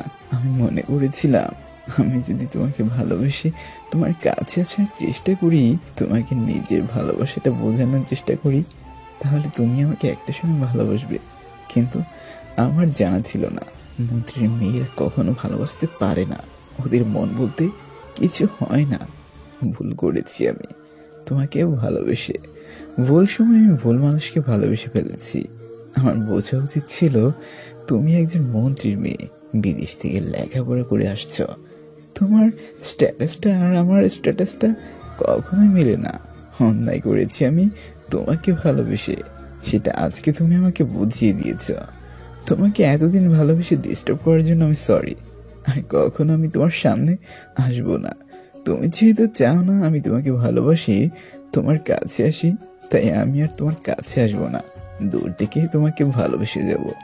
জীবনে প্রথমবার তোমাকে ভালোবেসেছি, তাই হয়তো কখনো ভুলতে পারবো না। তুমি যে আমাকে এতটা ঘৃণা করো সেটা জানতে পারলে আগে আমি আর কখনো তোমার কাছে আসতাম না। মাফ করে দিয়ে তুমি আমাকে, তোমাকে এতটা ডিস্টার্ব করার জন্য আমি সত্যি সরি। ভালো থেকো। কথাগুলো বলেই ঈশান ট্রায়াল রুম থেকে বেরিয়ে যায়।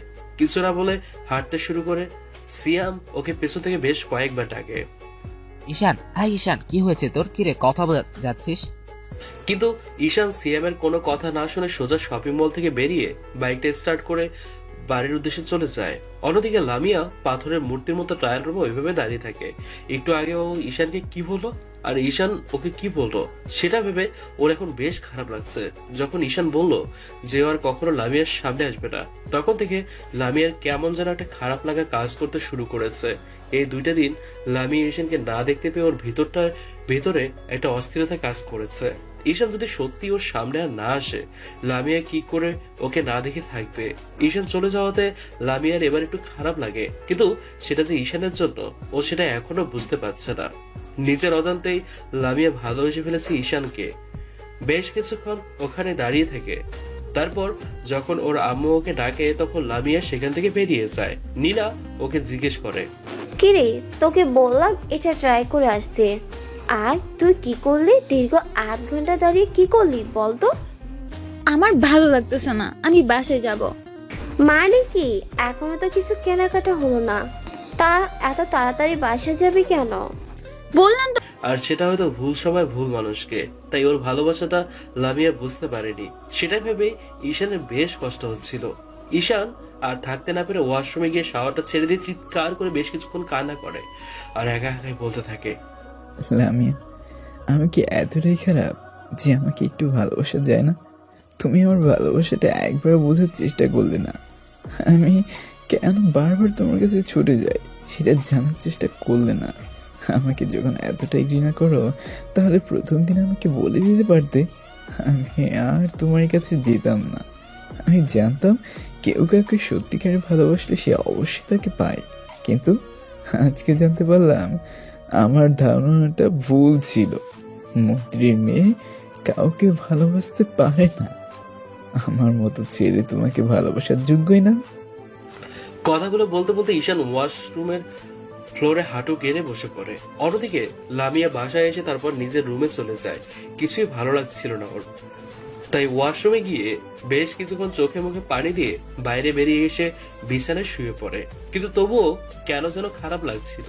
ও বুঝতে পারছিল ঈশানকে ওই কথাগুলো বলা ঠিক হয়নি, কিন্তু রাগের মাথায় ও কথাগুলো বলে ফেলেছে। লামিয়া একটু বেশি রাগী, তাই কখন কি করে ফেলে সেটাও বুঝতে পারে না, কিন্তু রাগটা কমে গেলে বুঝতে পারে ও কি ভুল করেছে। শপিং মল থেকে বাসায় আসার পর লামিয়া ঈশানকে নিয়ে এতটা ভেবেছে যে ভাবতে ভাবতে ওর অন্যদিকে কোনো মনে নেই। সারাটি দিন লামিয়া ঈশানের সাথে করা দুর্ব্যবহারের কথা ভেবেছে, আর ভেবে ও একটা জিনিস পেয়েছে, ও ঈশানকে ভালোবাসে।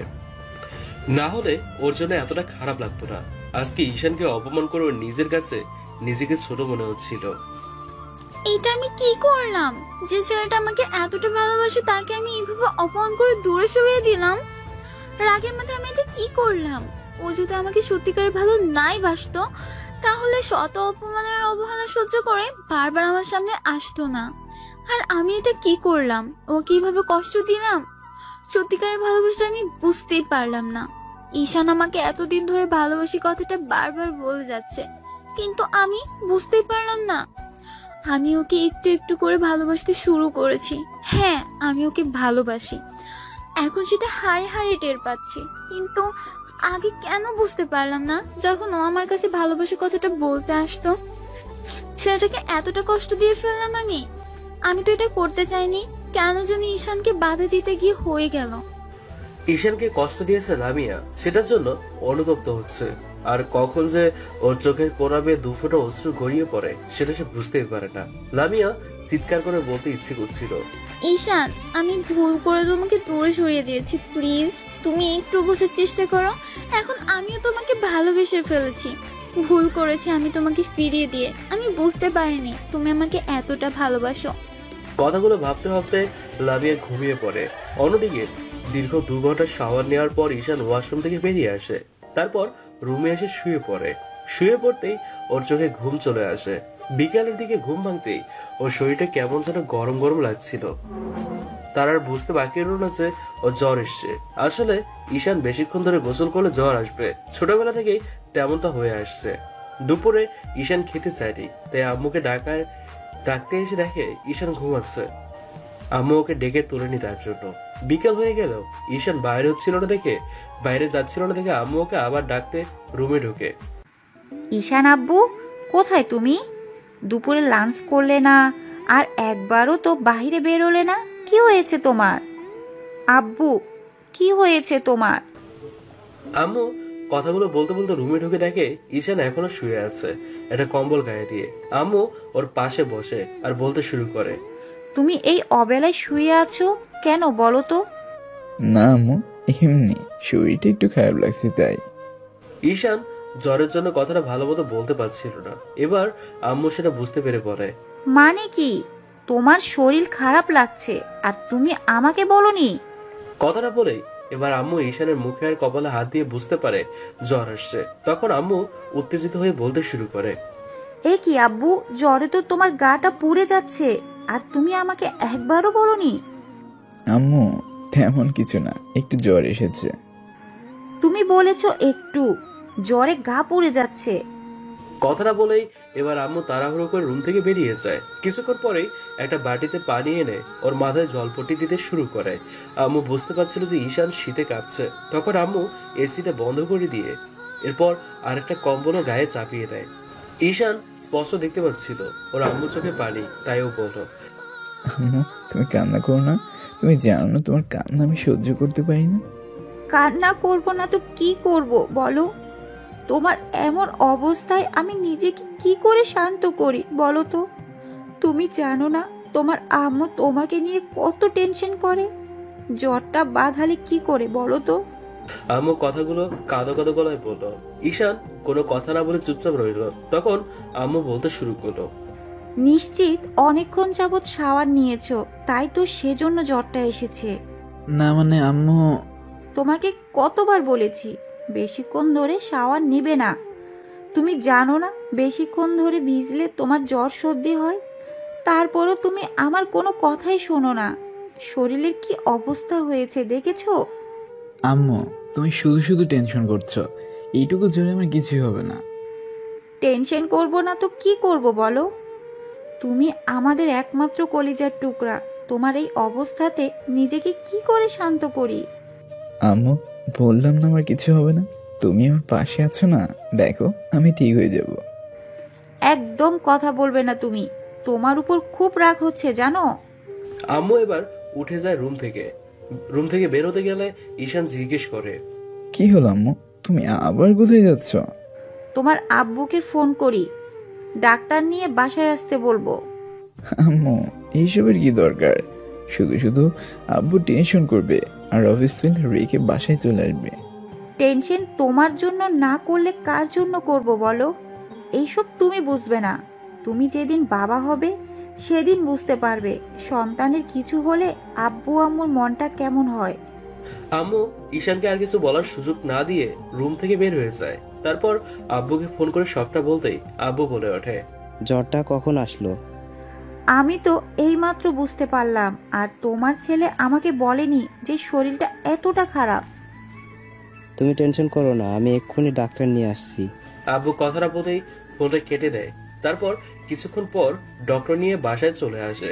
ডক্টর ঈশানকে ভালো করে দেখে, কিছু ওষুধ দিয়ে যায়। তো 2-3টা দিন যাবত ঈশান আর আড্ডা দিতে যায় না বলেই সিয়াম ওকে ফোন করলে ঈশান সিয়ামকে বলে, দোস্ত একটু অসুস্থ।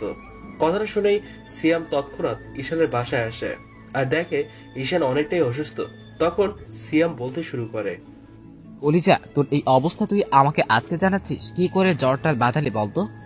ঈশান একটা দীর্ঘশ্বাস ফেলে, তারপর ওকে সবটা খুলে বলে। সবটা শোনা শেষে ঈশান নিশ্চুপ হয়ে মাথা নিচু করে রইল। আর সিয়াম ওকে কি বলবে সে ভাষা খুঁজে পাচ্ছে না। বেশ কিছুক্ষণ চুপ করে থেকে বলতে শুরু করলো, ওই জন্যই সেদিন শপিং মল থেকে ওইভাবে কিছু না বলে বেরিয়ে আসলি, তাই তো? ঈশান আবারও একটা দীর্ঘ নিঃশ্বাস ফেলে বলে, তাহলে এখন কি করবি? আমি অনেক ভেবেচিন্তে ডিসিশন নিয়েছি। আমি আর লামিয়াকে ডিস্টার্ব করব না। ও তো আমাকে ভালোই বাসে না, আর আমি চাই না ওর কাছে যাই। আমি ওর কাছে গেলেও বিরক্ত বোধ করে, সেই জন্য আমি আর ওর কাছে গিয়ে ওকে বিরক্ত করতে চাই না। আমি কারো মন খারাপের কারণ হতে চাই না। এতে যদিও ভালো থাকতে পারে তাহলে আমার কোনো সমস্যা নেই। কিন্তু তুই তো ওকে ভালোবাসিস। ওকে না দেখে ওর কাছে না গিয়ে থাকতে পারবি? কি করে থাকবি তুই? আমি ওকে অনেক ভালোবাসি। ভালোবাসা মানেই যে পূর্ণতা পেতে হবে তা কিন্তু নয়। সব সময় পাওয়ার নামই কিন্তু ভালোবাসা হয় না। ভালোবাসার মানুষটা সুখে থাকবে, এটা দেখেই সারাটা জীবন কাটিয়ে দেওয়ার নামটাও কিন্তু ভালোবাসা। জীবনের প্রথমবার ওকেই ভালোবেসেছি, তাই ওকে কখনো বলতে পারবো না। এদের আমি আমাকে ভালোবাসুক আর নাই বাসুক, আমি ওকে সারাটা জীবন ভালোবেসে যাব। এই মনে আর দ্বিতীয়বার কাউকে জায়গা দেওয়া কোনোভাবে সম্ভব না। ঈশানের কথা শুনে সিয়াম কিছু বলার মতো ভাষা খুঁজে পায় না।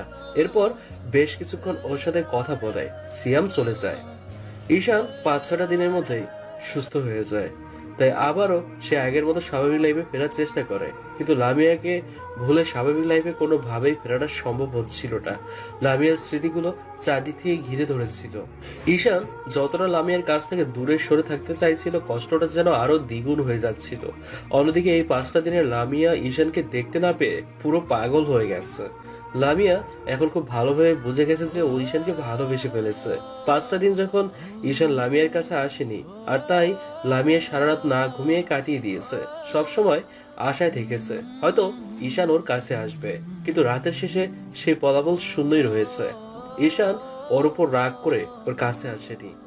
লামিয়া এখন বেশ ভালো করে বুঝতে পারছে ঈশান সেদিনের ব্যবহারে ওর উপর রাগ করে আর তার কাছে আসছে না। তাই লামিয়ার মনটা এখন প্রায় খারাপ থাকে।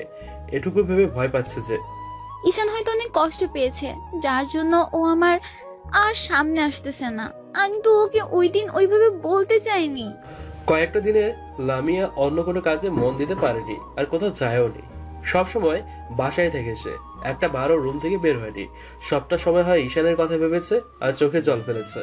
লামিয়া আজ প্রথম কোনো ছেলের জন্য কান্না করছে, আর সেটাই ও অবশ্যই বুঝতে পারছে। ঈশানকে ছাড়া ও থাকতে পারবে না। এই কয়েকটা দিনে ওকে বড্ড বেশি ভালোবেসে ফেলেছে। না চাইতেও ঈশান ওর মনে জায়গা করে নিয়েছে। সেটা সেদিনে শপিং মলে ঘটনার পর থেকে লামিয়া এখন বেশ করে চাইছে ঈশান ওর কাছে আসুক, কিন্তু সেটা আর হচ্ছে না। ঈশান, এই ঈশান, প্লিজ তুমি এমন করো না। কেন বুঝতে পারতেছো না? আমার খুব কষ্ট হচ্ছে। একটি বার আমার কাছে আসো, আমি তোমাকে একটা বার জড়িয়ে ধরে নিজের মনের কথাগুলো বলতে চাই। আমি বুঝতে পারিনি নিজের অজান্তেই তোমাকে এইভাবে ভালোবেসে ফেলবো। সেদিন কি করতে কি বলে ফেলেছি আমি সেটা নিজেও জানি না, কিন্তু যখন তোমাকে কষ্ট দেওয়াতে তুমি আমার কাছ থেকে দূরে সরে যাও, বুঝতে পারলাম আমি তোমাকে ভালোবাসি। তারপর থেকে আমি নিজেকে কোনোভাবেই শান্ত করতে পারছি না। প্লিজ একটু বোঝার চেষ্টা করো, আমি তোমাকে ছাড়া থাকতে পারছি না। একটা বার আমার কাছে আসো। কেন তুমি বুঝতে পারতেছো না? তোমার রাজকুমারীর কষ্ট হচ্ছে। আমাকে কষ্ট দিয়ে কি তুমি নিজে ভালো আছো? তুমিও তো খুব কষ্টে আছো। তাহলে কি করে পারছো তোমার রাজকুমারীকে ছেড়ে দূরে থাকতে? একটি বার আমার কাছে আসো প্লিজ ঈশান। লামিয়া কথাগুলো বলছিল আর ফুপিয়ে ফুপিয়ে কান্না করছিল। সেদিন রাতটাও লামিয়া নির্ভমভাবে কেটে যায়। পরদিন লামিয়ার মনটা এতটাই অস্থির ছিল, তাই ঈশানকে না দেখে থাকতে পারছিল না। লামিয়াকে এভাবে মন খারাপ করে থাকতে দেখে ওর আম্মু কয়েকবার বিষয়টা জিজ্ঞেস করলো, লামিয়ার সাথে এড়িয়ে গেছে। তাই আম্মু বিষয়টা জানার জন্য নীলাকে ফোন করে ওদের বাসাতে আসতে বলে। নীলা লামিয়ার রুমে এসে দেখে লামিয়া এক মনে ব্যালকনিতে দাঁড়িয়ে কি যেন ভাবছে। নীলা লামিয়ার কাছে গিয়ে ওর ঘাড়ে হাত রাখতে লামিয়া একটু অসহায় দৃষ্টিতে নীলার দিকে ঘুরে তাকায়। নীলা খেয়াল করে লামিয়ার চোখে পানি টলমল করছে। তখন নীলা বলে ওঠে, লামিয়া, তোর এই অবস্থা কেন? তুই নাকি গত 5 দিন যাবত রুম থেকে বেরোস না, কি হয়েছে বল তো? নীলা একের পর এক প্রশ্ন লামিয়াকে করেই যাচ্ছে, কিন্তু লামিয়া কোনো কথা বলছে না। নীলা লামিয়াকে যতবারই প্রশ্নগুলো করছে, লামিয়ার কষ্টটা যেন বেড়ে দ্বিগুণ হয়ে যাচ্ছিল। এবার নীলা আর কিছু বলতে যাবে তার আগে লামিয়া হঠাৎ করেই নীলাকে শক্ত করে জড়িয়ে ধরে কান্না করে দেয়।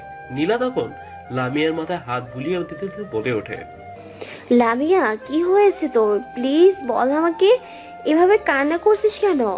প্লিজ আমাকে বলো, আর একটু শান্ত হও। কিন্তু লামিয়া নিজেকে কিছুতেই শান্ত করতে পারছিল না। 10 মিনিট লামিয়া নীলাকে ওভাবে জড়িয়ে ধরে কান্না করতো। তারপর কান্না করতে করতে নীলাকে সবটা খুলে বলতো। সব শুনে নীলা ওকে কি বলবে সেটা বুঝতে পারছিল না। নীলা চুপ করে থাকাতে লামিয়া কান্না করতে করতে বলল, নীলা, আমি ঈশানকে ছাড়া থাকতে পারবো না। এই 5টা দিন বুঝতে পেরেছি আমার লাইফের একটা পার্ট। ওকে আমার জীবনে কতটা প্রয়োজন আমি কিচ্ছু জানি না। আমি ওকে ছাড়া বাঁচবো না। আমার ওকে খুব করে চাই। 5টা দিন আমি ওকে দেখতে না পেয়ে কতটা কষ্টে আছি সেটা শুধু আমি জানি। প্লিজ তুই ওকে আমার কাছে এনে দে। আমি ওর কাছে একটি বার মাপ চেয়ে নিজের মনের কথাগুলো বলবো, তাহলে হয়তো ঈশান আমাকে মাফ করে দিয়ে নিজের বুকে টেনে নিবে। আমি আমি বুঝতে পারিনি ওই দিন ঈশানকে আমি কষ্ট দিয়ে ফেলবো। ছেলেটা আমাকে বড্ড ভালোবাসে, আর আমি কিনা এইভাবে ওকে কষ্ট দিলাম। প্লিজ নীলা, তুই কিছু একটা কর। আমি ওকে ছাড়া কিন্তু মরে যাব। এই কথাগুলো তুই আজকে আমাকে বলছিস? আগে তো বলতেই পারতি। ঠিক আছে, তুই একটু শান্ত হ, আমি দেখছি কি করা যায়। আচ্ছা, ভাইয়ের আর কোনো নাম্বার বা ঠিকানা তোর কাছে আছে? না, আমার কাছে কোনো কিছুই নেই। ও প্রত্যেকদিন আমার সাথে দেখা করতে আসতো, কিন্তু এখন একটি বারও আমার সাথে দেখা করতে আসে না। আমার বাসার সামনেও আসে না। আমি কি করব কিছুই বুঝতে পারতেছি না। প্লিজ নীলা, তুই কিছু একটা কর। আমি আরেকটা দিন ওকে না দেখতে পেলে মরে যাব। কি সব আজে বাজে কথা বলছিস? আমি তো বললাম আমি দেখছি কি করা যায়, তুই একটু শান্ত হ। নীলা কোন রকমের লামিয়াকে একটু শান্ত করতে পারে। তারপর ওর মনটা ভালো করার জন্য ওকে নিয়ে বাইরে যায়। যদিও লামিয়া যেতে চাইছিল না, কিন্তু নীলার জোরাজোরিতে এক প্রকার যেতে বাধ্য হয়। অন্যদিকে ঈশান ওর ফ্রেন্ডের সাথে একটা রেস্টুরেন্টে এসছে। ঠিক একইভাবে সিয়াম ঈশানকে জোর করে আজকে বাসা থেকে নিয়ে আসছে, যাতে ওর মনটা একটু ভালো হয়। অনেকদিন পর ওরা স্কুল লাইফের সব ফ্রেন্ড গুলো একসাথে হয়েছে, তাই রেস্টুরেন্টে বসে ওরা জমিয়ে আড্ডা দিচ্ছিল। কিন্তু ঈশানের মনটা তেমন ভালো নয়। কিসের জন্য ভালো না সেটা একমাত্র সিয়াম বুঝতে পারছিল। সবাই কথা বললেও ঈশান কোনো কথা বলছিল না। এর মধ্যে লামিয়া আর নীলা ঠিক একই রেস্টুরেন্টে ঢুকে। রেস্টুরেন্টে ঢোকার পর লামিয়া খেয়াল করে ওর থেকে কিছুটা দূরে ঈশান বসে আছে। ঈশানকে দেখার পর লামিয়া যেন নিজের মধ্যে প্রাণ ফিরে পায়। তৎক্ষণাৎ দৌড়ে ঈশানের সামনে যায়। লামিয়া ঈশানের কাছে যেতেই ঈশান ওর দিকে তাকায়, তারপর চোখটা নামিয়ে নেয়। তখন লামিয়া ঈশানকে প্রশ্ন করতে থাকে, ঈশান, এই ঈশান, এতদিন কোথায় ছিল তুমি? 5টা দিন তুমি আমার কাছে আসোনি কেন বলো তো? তুমি জানো তোমাকে না দেখতে পেয়ে আমার কতটা কষ্ট হয়েছে? কি হলো, কথা বলতেছো না যে? আর এই কয়েকদিন তুমি কোথায় ছিলে? ঈশান কোনো কথা বলছিল না, আর লামিয়া ওকে একের পর এক প্রশ্ন করে যাচ্ছিল। ঈশানের ফ্রেন্ডগুলো ওদের দিকে অবাক হয়ে তাকিয়ে আছে। আর থাকবে নাই বা কেন, স্বয়ং প্রধানমন্ত্রী মেয়ে এইসব কথা বললে তাকিয়ে থাকারই কথা। ঈশান, প্লিজ আমার সাথে একটু কথা বলো। এভাবে চুপ করে থেকো না। আমি জানি তুমি আমার উপর রাগ করে আছো। কি করব বলো? আমি তখন বুঝতে পারিনি তুমি আমার কথায় এতটা কষ্ট পাবে। আমি তোমাকে নিজের অজান্তে ভালোবেসে ফেলেছি, কিন্তু যখন বুঝতে পারলাম তখন তুমি আমার থেকে দূরে চলে গেছো। প্লিজ ঈশান, তুমি আমাকে মাফ করে দাও। একটা বার নিজের করে নাও। দেখো, আমি আর কখনো এমন ভুল করব না, আর তোমাকে দ্বিতীয়বার কোনো অভিযোগ করার সুযোগও দিব না। ঘটনাটা কি ঘটেছে ঈশানের বুঝতে বাকি নেই। ঈশান আর কোনো ফ্রেন্ড সেটা না বুঝলেও সিয়াম বুঝে গেছে। ঈশানের ফ্রেন্ড গুলো একবার লামিয়ার দিকে তাকাচ্ছে তো একবার ঈশানের দিকে তাকাচ্ছে, কিন্তু ও কোনো কথা না বলে নিচের দিকে তাকিয়ে রয়েছে। ওর এমন চুপ করে থাকাতে লামিয়া এবার হঠাৎ করেই ঈশানের একটা হাত ধরতেই ঈশান আর বসে থাকতে পারল না। লামিয়াকে কিছু বলার সুযোগ না দিয়ে এক ঝটকায় ওর থেকে হাতটা ছাড়িয়ে নিয়ে সেখান থেকে চলে গেল, বেরিয়ে গেল। সিয়াম ওকে পেছন থেকে কয়েকবার ডাকলেও ঈশান সেখানে দাঁড়ানো না। নীলা লামিয়ার কর্মকাণ্ডে বুঝতে পারে এটাই ঈশান। তখন নীলা ওর কাছে আসতেই লামিয়া আবার নীলাকে জড়িয়ে ধরে কান্না করতে শুরু করলো। নীলা লামিয়াকে কি বলবে বুঝতে পারছে না। লামিয়া কান্না করছে আর বলছে, নীলা, তুই দেখেছিস ও আমার উপর কতটা রাগ করে এসে? আমি তো চাইনি ওকে সেদিন ওইভাবে অপমান করে দূরে সরিয়ে দিতে। না চাইতেও হয়ে গেছে। কি করে বুঝবো আমি ওকে এতটা ভালোবেসে ফেলবো? তাহলে কখনোই ওকে এইভাবে কষ্ট দিতাম না। প্লিজ নীলা, তুই কিছু কর। তুই কান্না করিস না, আমি দেখছি কি করা যায়। ঈশান চলে যেতেই ওর ফ্রেন্ড গুলো চলে যেতে গেলে তখনই নীলা সিয়ামকে উদ্দেশ্য করে বলে, এক্সকিউজ মি ভাইয়া, একটু শুনবেন? জি বলেন। আপনি মনে হয় ঈশান ভাইয়ের ফ্রেন্ড, আমি রাইট? জি। কিছু যদি মনে না করেন তাহলে ওনার নাম্বারটা যদি দিতেন তাহলে লামিয়ার সাথে ভাইয়ের একটু যোগাযোগ করে দিতাম। আসলে আপনি তো ওর ফ্রেন্ড, আপনি বোধহয় ওদের এই বিষয়টা জানেন না। তাই প্লিজ ভাইয়া, ভাইয়ার কন্ট্যাক্ট নাম্বারটা একটু দিন। বেশ কিছুক্ষণ নীলা সিয়ামকে রিকোয়েস্ট করাতে আর লামিয়ার এমন কান্না দেখে সিয়াম ঈশানের কন্ট্যাক্ট নাম্বারটা ওকে দিয়ে রেস্টুরেন্ট থেকে চলে আসে। এরপর নীলা লামিয়াকে বাসায় পৌঁছে দেয়। লামিয়া রুমে যেতেই ওর মনে পড়ে ঈশানের নম্বরটার কথা, তাই ও তৎক্ষণাৎ ঈশানকে ফোন দেয়, কিন্তু ঈশান ফোনটা ধরছিল না। আজকে লামিয়াকে এভাবে কান্না করতে দেখে ঈশানের বুকের বাঁ পাশটায় দুমড়ে মুছড়ে যাচ্ছিল। তাই ও বাসায় এসে ভাবছিল লামিয়ার সাথে কি ওর এমনটা করা ঠিক হয়েছে কিনা। আবার পরক্ষণেই ভাবে, এটাই করা ঠিক হয়েছে। ও তো চাই না আমি ওর কাছে যাই, তাহলে এখন কেন আবার এভাবে নতুন করে নাটক করছে? অপমানটা করা হয় কি কম হয়ে গেছে? সেটাই হবে হয়তো। তাই পাবলিক প্লেসে সবার সামনে অপমান করতে চেয়েছিল, কিন্তু আমি ওকে আর সেই সুযোগটা দেব না। ঈশান কথাগুলো ভাবছিল, এর মাঝে ওর ফোনটা বেজে ওঠে, কিন্তু ঈশানের সেদিকে খেয়াল নেই। বেশ কয়েকবার বাজতেই ফোনটা হাতে নেয়। এরপর আনোর নাম্বার দেখে কেটে দিতে দেয়। আর লামিয়া বারবার ওকে একের পর এক ফোন দিচ্ছিল। তাই এবার ঈশান রাগে ফোনটা অফ করে দেয়। এরপর লামিয়ার কথা ভাবতে ভাবতে ঘুমিয়ে পড়ে আর লামিয়া ঈশানের জন্য কান্না করতে থাকে। ঈশান ওকে এমন ভাবে ইগনোর করাতে লামিয়ার কষ্টটা বেড়ে দ্বিগুণ হয়ে গেছে। দিন শেষে রাত আসে।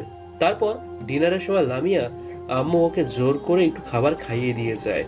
অন্যদিকে ঈশান ভাবছিল আর কয়েকটা দিন আছে, তারপর আবার ক্যাম্পে ফিরে যেতে হবে। দিনগুলো কিভাবে ফিরিয়ে গেল সেটা বুঝতেই পারেনি। লামিয়ার পেছন সময় দিতে গিয়ে দিনগুলো অনেক তাড়াতাড়ি কেটে গেছে। ঈশানের এবার মনে পড়ে ওর ফোনের কথা। ফোনটা বন্ধ করার আগে একটা আননোন নম্বর থেকে বারবার ফোন আসছিল। কেউ তো বিপদে পড়ে নক করতে পারে, কথাটা ভেবে ঈশান ফোনটা অন করে। ফোন অন করতেই ও খেয়াল করে 110-এর উপর মেসেজ আর 200+ মিস কল। তো যেটাতে ঈশান বেশ অবাক হয়, কারণ আননোন নম্বর তো এতগুলো কল আর মেসেজ আসার কথা না। ঈশান আর কিছু না বুঝে ওঠার আগেই আবারও সেই নম্বর থেকে ফোন আসে। ঈশান ভাবে হয়তো কোনো সমস্যা আছে, সেজন্য এভাবে ফোন করছে। তাই তৎক্ষণাৎ ফোনটা রিসিভ করে কানে নিয়ে বলতে শুরু করে, হ্যালো, কে বলছেন? ঈশানের কণ্ঠটা শুনে লামিয়ার ভিতরে একটা স্বস্তির নিঃশ্বাস আসে। ও কিছু বলতে পারছিল না, শুধু কান্না করছিল। ঈশান বুঝতে পারে ফোনের ওপাশ থেকে কেউ কান্না করছে, তাই ঈশান এবার বলতে শুরু করে, কে আপনি? আর কান্না কেন করছেন? প্লিজ কান্না অফ করুন, বলুন, কথা বলুন। কান্না করার কারণে লামিয়া কথা বলতে পারছিল না। ঈশান যতই কান্না করতে বারণ করছিল, লামিয়া আরো ফুপিয়ে ফুপিয়ে কান্না করেই যাচ্ছিল, যেটাতে ঈশান বেশ বিরক্ত বোধ করে। দেখুন, আপনি কথা বললে বলুন, না হলে ফোনটা আমি রেখে দিচ্ছি। এই না, প্লিজ ঈশান, ফোনটা কেটো না। আমি তোমার লামিয়া, প্লিজ আমার সাথে একটু কথা বলো। ও, আপনি কেন ফোন দিয়েছেন? অপমান করাটা কি কম হয়ে গেছে? প্লিজ ঈশান, এইভাবে বইলো না। আমি জানি তুমি আমার উপর অনেক রাগ করে আসো, একটু বোঝার চেষ্টা করো। আমি তোমার সাথে সেদিন ওইভাবে বিহেভ করতে চাইনি, কিন্তু না চাইতেও হয়ে গেছে। প্লিজ তুমি আমাকে একটা বার মাফ করে দাও, একটা বার আমার কাছে আসো। আমি তোমাকে একটা বার দেখতে চাই, প্লিজ একটি বার আমার সাথে দেখা করো। দেখুন, সেটা কখনো সম্ভব নয়, আর আপনি নিজেই চান না আমি আপনার কাছে যাই। সেই জন্য আমি আপনার কাছে যাওয়া বাদ দিয়ে দিয়েছি। আর তাছাড়া আপনার সাথে আমার কোনোভাবেই যায় না। আমি জানি তুমি আমার উপর ওই কথাগুলোর জন্য রেগে আসো। দেখো, আমি কথাগুলো মন থেকে বলিনি। প্লিজ একটা বার আমার কাছে আসো, আমি তোমাকে নিজের মনের কথাগুলো খুলে বলতে চাই। প্লিজ একটা বার তোমাকে ভালোবাসার সুযোগ দাও। তোমার ওই কয়েকদিনের অনুপস্থিতিতে আমি বুঝতে পেরেছি আমি তোমাকে কতটা ভালোবাসি। তোমাকে ছাড়া থাকতে পারবো না। প্লিজ আমার সাথে এমনটা করো না, আমি কিন্তু মরে যাব। তোমাকে না পেলে আমি সত্যিই মরে যাব। দেখুন ম্যাডাম, এসব সেন্টিমেন্টাল কথা বলে আপনি আমার মনটা গলাতে পারবেন না। তাই ভালো হয় ফোনটা রেখে দিলে। আপনি আর আমাকে কখনো ফোন দিবেন না। আপনি আপনার লেভেলের কাউকে খুঁজে নিয়েন। ফোনটা কাটার আগে একটা কথা শুনে রাখো, তুমি যদি এক্ষুনি আমার কাছে না আসো, আমি কিন্তু উল্টাপাল্টা কিছু একটা করে ফেলবো। আমি 8 ঘন্টা সময় দিচ্ছি তোমাকে। এর মধ্যে যদি তুমি আমার সাথে দেখা না করতে আসো, তাহলে 8 ঘন্টা পর অনেক ভালো একটা খবর শুনতে পারবে, যেটা তোমার জীবনের সবচেয়ে বড় সারপ্রাইজ হবে। বলা শেষ হতেই লামিয়া ফোনটা কেটে দেয়। তারপর বালিশে মুখ গুজে কান্না করতে থাকে। আর অন্যদিকে ঈশান ভাবতে শুরু করে, লামি এসব কি বললো? ও কি সত্যি আমাকে ভালোবাসে, নাকি এটাও ওর অভিনয়? না না, এটা কি করে অভিনয় হতে পারে? এটা অভিনয় হতে পারে না। আজকে রেস্টুরেন্টে আমি ওর চোখে আমার জন্য ভালোবাসা দেখেছি। ও যদি সত্যি কিছু একটা করে ফেলে, তাহলে আমি নিজেকে কখনো ক্ষমা করতে পারবো না। কথাগুলো ভেবে ঈশানের বুকের ভেতর অনেকটা কেঁপে ওঠে আর অজানা একটা ভয় কাজ করতে থাকে। লামিয়া যদি সত্যিই কিছু একটা করে ফেলে, সে কথা ভাবেই ঈশান আর বসে থাকতে পারে না। তৎক্ষণাৎ বাসা থেকে বের হয়ে যায়। 20 মিনিটের মধ্যে লামিয়ার বাসার সামনে চলে আসে। এরপর ঠিক আগের মতো ব্যালকনি দিয়ে রুমে প্রবেশ করে। ঈশান ব্যালকনিতে আসতে বুঝতে পারে লামিয়া কান্না করছে। রুমে ঢুকে দেখে লামিয়া বালিশে মুখ গুজে ফুপিয়ে কান্না করেই যাচ্ছে। ঈশান এবার ওর থেকে কিছুটা দূরে দাঁড়িয়ে ওকে ডাকে, লামিয়া, এই লামিয়া। কথাটা বলতেই এবার লামিয়া কান্না থামিয়ে দিয়ে ঈশানের দিকে তাকায়। ঈশানকে দেখে ও দেহে প্রাণ ফিরে পায়। তৎক্ষণাৎ লামিয়া দৌড়ে গিয়ে ঈশানের বুকে ঝাঁপিয়ে পড়ে আর শক্ত করে জড়িয়ে ধরে। ঈশানও এমন ভাবে আষ্টে পিষ্টে জড়িয়ে ধরে যেটাতে মনে হচ্ছিল লামিয়া ঈশানের বুকের মধ্যে ঢুকে যাবে। লামিয়া ঈশানের বুকে মুখ গুজে দিয়ে কান্না করতে করতে বলে ওঠে, আই এম সরি ঈশান, আমি বুঝতে পারিনি সেদিন তোমাকে ওইভাবে কথাগুলো বলে ফেলবো, যার জন্য তুমি এতটা কষ্ট পাবে। প্লিজ তুমি আমাকে মাফ করে দাও। আমি বুঝতে পারিনি আমি তোমাকে এতটা ভালোবেসে ফেলবো। আমি কয়টা দিনে বুঝতে পেরেছি আমি তোমাকে ছাড়া থাকতে পারবো না। প্লিজ তুমি একটাবার আমাকে নিজের বুকের সাথে জড়িয়ে নাও। লামিয়া কান্না করার জন্য কথাগুলো ভালোভাবে বলতে পারছিল না। ঈশানও লামিয়ার কান্নাটা দেখে ভেতরটা দুমড়ে মুছড়ে যাচ্ছিল বারবার। তাই আর থাকতে না পেরে দুই হাতে লামিয়াকে শক্ত করে জড়িয়ে ধরে বলে, হ্যাঁ রাজকুমারী, কান্না করো না, প্লিজ একটু কান্না থামো। আমি তো তোমার কাছে এসেছি, প্লিজ একটু থামো। এভাবে কান্না করলে আমি খুব কষ্ট হয়, প্লিজ একটু কান্না থামো। কিন্তু লামিয়া কোনোভাবেই নিজেকে শান্ত করতে পারছিল না। ঈশান লামিয়াকে অনেক বোঝানোর পরও ও একটু কান্না থামায়, কিন্তু দীর্ঘ আধ ঘন্টা ঈশানকে ওইভাবে জড়িয়ে ধরে রাখে। ঈশান লামিয়াকে নিজের বুকের সাথে ধরে রেখেছে। ও কান্না থামালেও বারবার হেসকি তুলছিল আর নাক টানছিল। তাই ঈশান ওকে ছাড়িয়ে নিয়ে ওর চোখের পানিগুলো মুছে দেয়, ওর কপালে একটা কিস করে। এবার লামিয়া যেটা করে সেটার জন্য ঈশান মোটেও প্রস্তুত ছিল না। লামিয়া ঈশানের শার্টের কলার আঁকড়ে ধরে দুজনের চার ঠোঁট এক করে দেয়। এর দীর্ঘ 15 মিনিট পর লামিয়া ঈশানকে ছেড়ে দেয়। এরপর একটু শান্ত হয়। লামিয়া আবার ওকে জড়িয়ে ধরে। এ ছিল কতদিনের না পাওয়া ভালোবাসার বহিঃপ্রকাশ। প্লিজ ঈশান তুমি আমাকে ছেড়ে কখনো যেও না। আমি তোমাকে ছেড়ে বাঁচতে পারবো না। হ্যাঁ পাগলি, এইসব উল্টাপাল্টা কি কথা বল? হ্যাঁ, ছেড়ে যাওয়ার জন্য তো তোমাকে ভালোবাসিনি। ঈশান লামিয়া দুজনে আজকে অনেক হ্যাপি। দুজন দুজনকে ভালোবাসে, নিজের করে কাছে টেনে নিয়েছে। শুরু হয় ওদের ভালোবাসার শুভারম্ভ। এভাবে কাটছে ওদের দিন। আর ঈশান প্রতিদিন রাতে লামিয়ার সাথে ওর বাসায় এসে দেখা করে। তাছাড়া তো সময় অসময় হয় পার্কে, না হয় রেস্টুরেন্টে, হয়তো বা রোমান্টিক প্লেসে দেখা করে। দেখতে দেখতে ঈশানের যাবার দিনটা চলে আসে। আর এর মাঝে ওদের হাইকমান্ড থেকে ফোন এসছে। উনি ঈশানকে ক্যাম্পে ফিরে যাওয়ার জন্য বলেছে। সবকিছু গোছগাছ করে শেষ একটু পর ঈশান বেরিয়ে পড়বে। তো যাওয়ার আগে ওর রাজকুমারের সাথে দেখা করতে এসছে। কিন্তু লামিয়া যখন থেকে শুনেছে ঈশান আবার ক্যাম্পে ফিরে যাবে, তখন থেকে লামিয়ার মনটা বেশ খারাপ। তাই ওকে বারবার যেতে বারণ করছে, কিন্তু ঈশানের কিছু করার নেই, ও যেতে বাধ্য। লামিয়া পার্কে এসে দাঁড়িয়ে আছে। ঈশান ওর পাশে দাঁড়ায়। কিছুক্ষণ দুজনে নীরবতা পালন করে।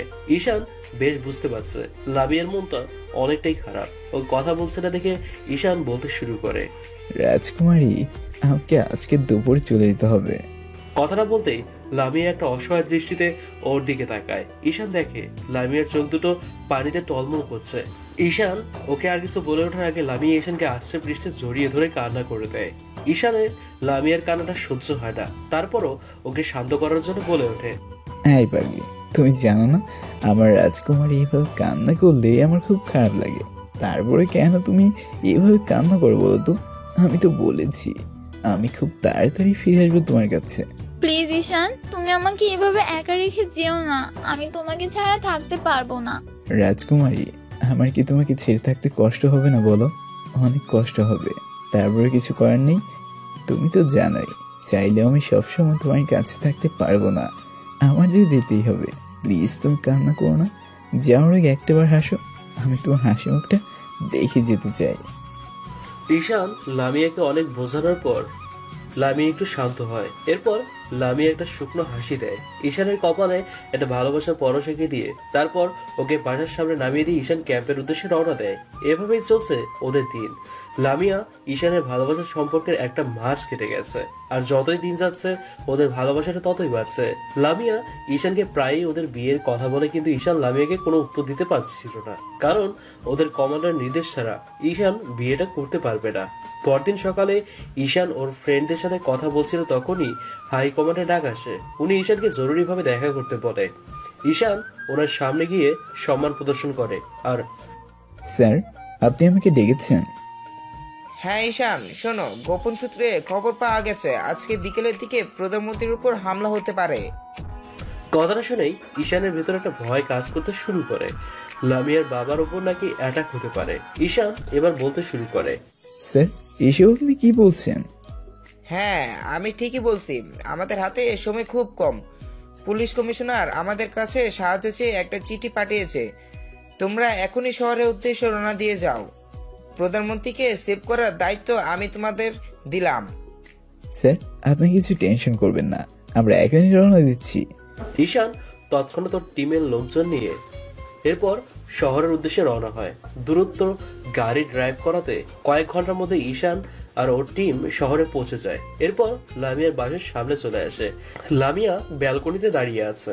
ঈশান গাড়ি থেকে নামতে ঈশানকে দেখতে পায়। তৎক্ষণাৎ লামিয়া দৌড়ে বাসার নিচে আসে, আর ঈশান ওদের বাসায় ঢোকার আগে লামিয়া ঈশানকে দৌড়ে এসে জড়িয়ে ধরে আর বলতে শুরু করে, এই তুমি আজকে আমাদের বাসায় আসবে আর আমাকে একটাবারও বলনি কেন? তুমি জানো তোমাকে দেখার জন্য আমার মনটা কতটা ব্যাকুল হয়ে আছে? এইভাবে কেউ সারপ্রাইজ দেয়? লামিয়া, তোমার আব্বু কোথায়? ঈশানের এমন প্রশ্নে ওকে ছেড়ে দিয়ে ওর মুখের দিকে অবাক দৃষ্টিতে তাকায়। তখন ঈশান আবার বলে, কি হলো, তোমার আব্বু কোথায় বলো? কেন, আব্বুকে কি দরকার? কথা বলার সময় নেই, তোমার আব্বুর প্রাণ সংশয় আছে। প্লিজ তুমি তোমার আব্বুর কোথায় সেটা বলো। ঈশানের কথাটা শুনে লামিয়া বেশ ভয় পেয়ে যায় আর বলতে শুরু করে, এসব তুমি কি বলছো? হ্যাঁ, আমি ঠিকই বলছি, সময় নষ্ট করো না, বলো তোমার আব্বু কোথায়। লামিয়া ঈশানকে ওর আব্বু যেখানে আছে সেই ঠিকানাটা বলে। ঈশান তৎক্ষণাৎ লামিয়াকে ছাড়িয়ে ওই স্থানের উদ্দেশ্যে রওনা দেবে। তখন লামিয়া বলে ওঠে, প্লিজ ঈশান, তুমি আমার আব্বুকে বাঁচাও। তোমার আমার উপর বিশ্বাস আছে তো? নিজের থেকেও বেশি। তাহলে ভয় পেও না, আমি থাকতে তোমার আব্বুর কিচ্ছু হবে না। কথাটা বলেই ঈশান বেরিয়ে গেল। অন্যদিকে লামিয়ার আব্বু অর্থাৎ প্রধানমন্ত্রীর একটা মিটিং এ অ্যাটেন্ড করে মিটিং শেষ করে সবেমাত্র বের হচ্ছিল। এর মাঝে ঈশান গিয়ে ওনার সামনে দাঁড়ায়, আর কিছু বুঝে ওঠার আগেই চারপাশ থেকে গুলি আসতে শুরু করে। তাই এবার ঈশান প্রধানমন্ত্রী অর্থাৎ লামিয়ার আব্বুকে নিয়ে লুকিয়ে পড়ে। শুরু হয়ে যায় তুমুল গোলাগুলি। চারদিকে গুলির শব্দে মুখরিত। একের পর এক লাশ পড়ে যাচ্ছে। সময়ের সাথে সাথে যুদ্ধ তীব্র থেকে তীব্রতর হচ্ছে। এক পর্যায়ে ঈশান খেয়াল করে মন্ত্রীর পেছন থেকে কেউ একজন ওনাকে গুলি করার জন্য টার্গেট ফিক্সড করেছে। ঈশান তখন ওনাকে সেভ করে দাঁড়ায়। এর মধ্যেই মন্ত্রী থেকে কিছুটা দূরে একটা লোক হঠাৎ করে এসে মন্ত্রীকে উদ্দেশ্য করে গুলি করে সেটা গিয়ে মন্ত্রীর হাতে লাগে। ঈশান সেটা থেকে লোকটাকে গুলি করে, আর এর মাঝে মন্ত্রীকে টার্গেট ফিক্স করে আরো দুজন লোক। ঈশান আর কোনো উপায় না পেয়ে মন্ত্রীকে সেভ করে গুলি করতে থাকে, কিন্তু ওদের সাথে পেরে ওঠে না। তাই আর কিছু বুঝে ওঠার আগে সেই লোকটা যখনই মন্ত্রীকে উদ্দেশ্য করে গুলি করে ঈশান ওনার সামনে তাকায়। তৎক্ষণাৎ সেই লোকগুলো গুলিতে ঈশানের বুকটা ঝাঁঝরা হয়ে যায়। একসাথে 4-5টা গুলি ঈশানের শরীরে লাগে। তৎক্ষণাৎ ঈশানের শরীর থেকে রক্তের বন্যা বইতে থাকে। ঈশানের টিমের কিছু সদস্য দেখে ঈশানের এমন অবস্থা, ওই লোকটাকে উদ্দেশ্য করে গুলি করে ওরা ঘটনাস্থলে মারা যায়। ঈশান আর নিজেকে ধরে রাখতে পারছিল না, ওর শরীরটা মাটিতে পড়ে যেতে গেলে এবার প্রধানমন্ত্রী ওকে ধরে ফেলে। আর এর মধ্যে ঈশানের কয়েকজন টিম মেম্বার ওদের কাছে এগিয়ে আসলে ঈশান বলতে শুরু করে, তোমরা এখান থেকে মন্ত্রী সাহেবকে হসপিটালে নিয়ে যাও, এখানে থাকাটা ওনার জন্য সেফ না। এ তুমি কি করলে? আমাকে বাঁচাতে গিয়ে তুমি নিজের জীবনটাকে এভাবে বিপদের মুখে ঠেলে দিলে। স্যার, আমি লামিয়াকে কথা দিয়েছিলাম আপনার কিছু হতে দিব না। কথাটা বলেই ঈশানের শরীরটা নিস্তেজ হয়ে পড়ে। আর্মি অফিসার অর্থাৎ ঈশানের শরীরে গুলি লাগাতে আর শত্রুপক্ষের লোক সংখ্যা কমিয়ে আসাতে ওরা আর উপায় না পেয়ে পালিয়ে গেছে। শরীরটা নিস্তেজ হয়ে পড়ে ঈশানের টিম মেম্বাররা ওকে আর প্রধানমন্ত্রী সাহেবকে নিয়ে হসপিটালের উদ্দেশ্যে রওনা দেয়। এর মধ্যে ঘটনাটা সারা দেশে জানাজানি হয়ে গেছে, আর ঈশানের বাসায় লামিয়া এই বিষয়টা জানতে পেরেছে যে কে বা কারা প্রধানমন্ত্রীর উপর অ্যাটাক করেছিল। ওনাকে বাঁচাতে গিয়ে আর্মি অফিসার ঈশানের গুলি লেগেছে। নিউজটা দেখেই লামিয়াকে ক্যাবিনে শিফট করা হয়। পুরো হসপিটালটা সিকিউরিটি ফুল করা হয়। ঈশানের অপারেশন শুরু হয় দীর্ঘ 2 ঘন্টা যাবত, কিন্তু এখনো ডক্টর বের হচ্ছে না।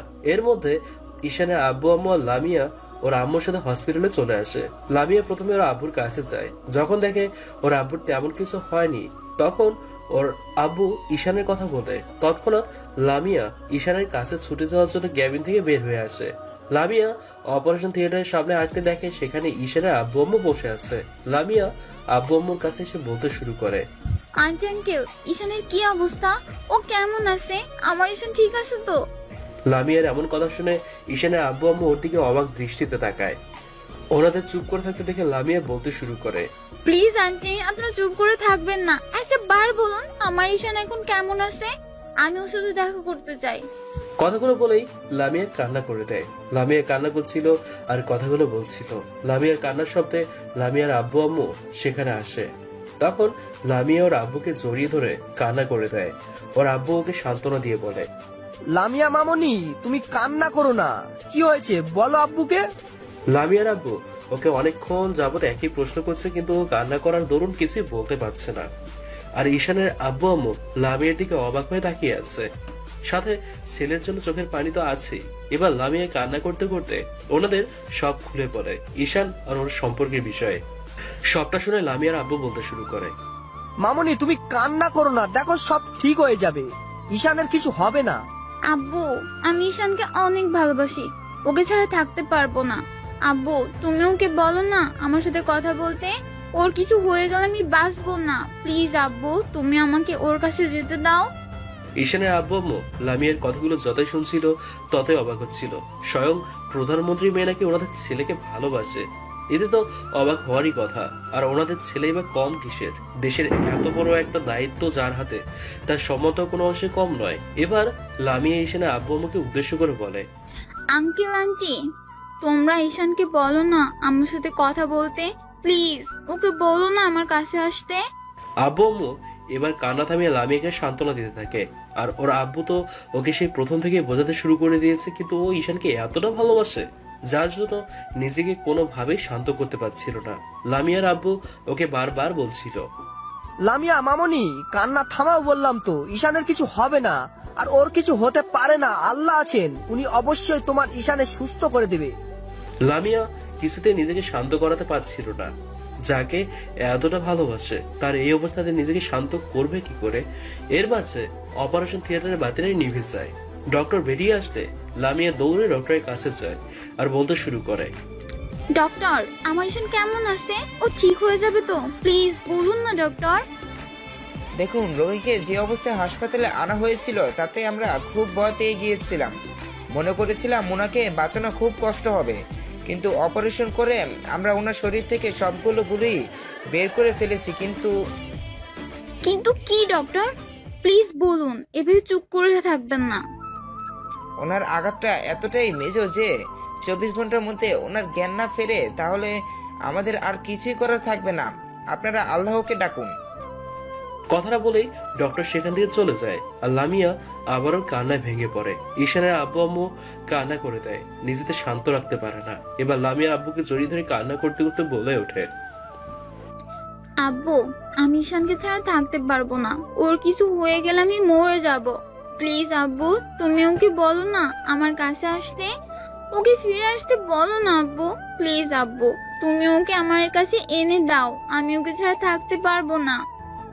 মামনি তুমি শান্ত হও, ঈশানের কিছু হবে না, আল্লাহ ওকে ঠিকই সুস্থ করে দেবে। তোমাদের ভালোবাসার জোরে আল্লাহ ওকে বাঁচিয়ে রাখবে। প্লিজ মামনি তুমি কান্না করো না। ডক্টরের কথা শোনার পর থেকে লামিয়ার বুকের ভিতরে একটা অজানা ভয় কাজ করতে শুরু করেছে। ও হয়তো ঈশানকে হারিয়ে ফেলবে, তাই নিজেকে স্বাভাবিক করতে পারছে না, স্বাভাবিক রাখতে পারছে না। দেখতে দেখতে রাত নেমে আসে, কিন্তু লামিয়া এখনো কান্না করেই যাচ্ছে। ঈশানের আব্বু আম্মু লামিয়াকে বোঝাচ্ছে, কিন্তু লামিয়া কিছুতেই কান্না থামাচ্ছে না। কান্না করতে করতে রীতিমতো হেঁচকি তুলে ফেলেছে। অনেক কষ্টে দীর্ঘ একটা রাত শেষে সকালে আলো ফোটে। এর মাঝে ডক্টর আবার ঈশানকে দেখতে আসে। উনি ঈশানের কাছে গিয়ে দেখে ও তাকানোর চেষ্টা করছে। ডক্টর বুঝতে পারে ঈশানের জ্ঞান ফিরবে। ঈশান আস্তে আস্তে চোখ খুলে দেখে ও একটা রুমে শুয়ে আছে। আর ওর বুঝতে বাকি রইল না এটা হসপিটাল। ডক্টর ওকে চেক আপ করে বাইরে গিয়ে সবাইকে বলে ঈশানের জ্ঞান ফিরেছে। কথাটা শুনে লামিয়া দৌড়ে ঈশানের ক্যাবিনে ঢুকে আর ওর পাশে এসে দাঁড়িয়ে কান্না করতে শুরু করে দেয়। ঈশান বুঝতে পারে এটার কেউ নয়, ও লামিয়া। ঈশান ওর দিকে তাকিয়ে বলতে শুরু করে, রাজকুমারী কান্না করছো কেন? দেখো আমি তো ঠিক হয়ে গেছি। ঈশানের কথায় লামিয়ার কান্নার গতিটা আরো বেড়ে যায়। ও ফুপিয়ে কান্না করেই যাচ্ছে। এবার ঈশান আর লামিয়ার আব্বু আম্মু ক্যাবিনে আসে। লামিয়ার আব্বু তখন বলতে শুরু করে, ঈশান, আমি লামিয়ার কাছ থেকে সব শুনেছি। সবটা শুনে যেটা বুঝতে পেরেছি, লামিয়া তোমাকে অনেক বেশি ভালোবাসে। তোমার যদি কিছু হয়ে যেত তাহলে লামিয়া কিভাবে থাকতো বলো তো? তুমি কেন আমাকে বাঁচাতে গিয়ে এভাবে নিজের জীবনটা বিপন্ন করলে বলো তো? স্যার, লামিয়া আমার থেকে আপনাকে বেশি ভালোবাসে, আর আমি লামিয়াকে কথা দিয়েছিলাম আপনার কিছু হতে দিব না, তাই লামিয়াকে দেওয়া কথাটাই রাখার চেষ্টা করেছি। আমার মেয়েটা তোমাকে ভালোবেসে কোনো ভুল করেনি, আমি যেটা বুঝতে পারছি। আর হ্যাঁ, তুমি সুস্থ হলে আমি লামিয়ার সাথে তোমার বিয়েটা দিতে চাই। আর তোমাদের সম্পর্ক নিয়ে আমার কোনো আপত্তি নেই। আমার মেয়ের সুখটাই আমার কাছে বড়। জি স্যার। কিসের স্যার? আব্বু বলো। হ্যাঁ আব্বু। ওর আর প্রধানমন্ত্রীর কর্মকাণ্ড দেখছিল। ওদের এভাবে চুপ করে থাকতে দেখে প্রধানমন্ত্রী ঈশানের আব্বুকে বলতে শুরু করে, বিআই সাহেব, ওদের বিয়েতে আপনার আবার কোনো আপত্তি নেই তো? আরে না না মন্ত্রী সাহেব, আমাদের কোনো আপত্তি নেই। আপনিও আপনার ছেলের মতো কি শুরু করলেন? বিআই বলুন বিআই। লামিয়ার আব্বুর কথা সবাই হাসতে লাগলো, আর লামিয়াও বিয়ের কথা শুনে লজ্জায় লাল হয়ে যাচ্ছিল, তাই বলতে লাগলো, আব্বু তুমি কি শুরু করলে বলো তো? লামিয়ার আব্বু দেখলো ঈশান আর লামিয়া দুজন দুজনের দিকে তাকাচ্ছে, তাই উনি বুঝতে পারলো ওদের একা ছেড়ে দেওয়াটাই ভালো। তাই লামিয়ার আব্বু বলল, ওকে ওকে যাচ্ছি। ঈশান তুমি রেস্ট নাও, চলুন বিআই সাহেব, আমরা ছেলে মেয়েদের বিয়ে। লামিয়ার আব্বু ঈশানের আব্বুকে উদ্দেশ্য করে বলল কথাটা। এরপর লামিয়ার আব্বু ওনাদের ইশারায় বেরিয়ে যেতে বললে সবাই কেবিন থেকে বেরিয়ে যায়। এবার ঈশান উঠে বসতে গেলে লামিয়া ওকে আবার শুয়ে দিয়ে বলে উঠলো, এই তুমি উঠতেছো কেন? চুপচাপ শুয়ে থাকো। আমার রাজকুমার এইভাবে কান্না করছে আর আমি চুপচাপ থাকবো কি করে বলো তো? তোমাকে উঠতে হবে না, আমি তোমার পাশে শুয়ে পড়ছি। বলেই লামিয়া ঈশানের পাশে গিয়ে শুয়ে পড়লো। এরপর ওকে শক্ত করে জড়িয়ে ধরে আবারও কান্না করতে শুরু করে দিল। হাই পাগলি, আবার কান্না করছো কেন? দেখো আমি তো ঠিক হয়ে গেছি, প্লিজ কান্না থামাও। আজকে তোমার যদি কিছু হয়ে যেত তাহলে আমি কি নিয়ে থাকতাম বলো তো? আমার কিছুই হয়নি তো, আর তোমার ভালোবাসা আমার সাথে ছিল, তাই আমার কিছু হতোই না। চুপ, একদম চুপ। তোমার কিছু হয়ে গেলে আমি কাকে নিয়ে বাঁচতাম বলো তো? হাই পাগলি, এসব উল্টো উল্টো কথা কেন বলছো? আমার তো কিছুই হয়নি, দেখো আমি একদম ঠিক আছি। কেমন ঠিক আছো সেটা তো দেখতেই পাচ্ছি। কথাটা বলে লামিয়া নাক টানতে লাগলো। এবার ঈশান ওর মুখটা নিজের বুক থেকে তুলে এরপর ওর চোখের পানিগুলো মুছে দিল। লামিয়া তবুও কান্না করেই যাচ্ছে। ঈশান বুঝতে পারলো এভাবে হবে না, তাই লামিয়ার মাথার পেছনে এক হাত দিয়ে এরপর দুজনের চার ঠোঁট এক করে দিল। ভালো থাকুক ভালোবাসাগুলো। গল্পটা আজকের মতো এখানেই সমাপ্ত। দেখা হবে পরবর্তী অন্য কোনো গল্প, অন্য কোনো নতুন স্টোরি নিয়ে অন্য কোনো দিন। ততদিন পর্যন্ত সবাই ভালো থাকবেন, সুস্থ থাকবেন আর আমাদের সাথে থাকবেন। ধন্যবাদ।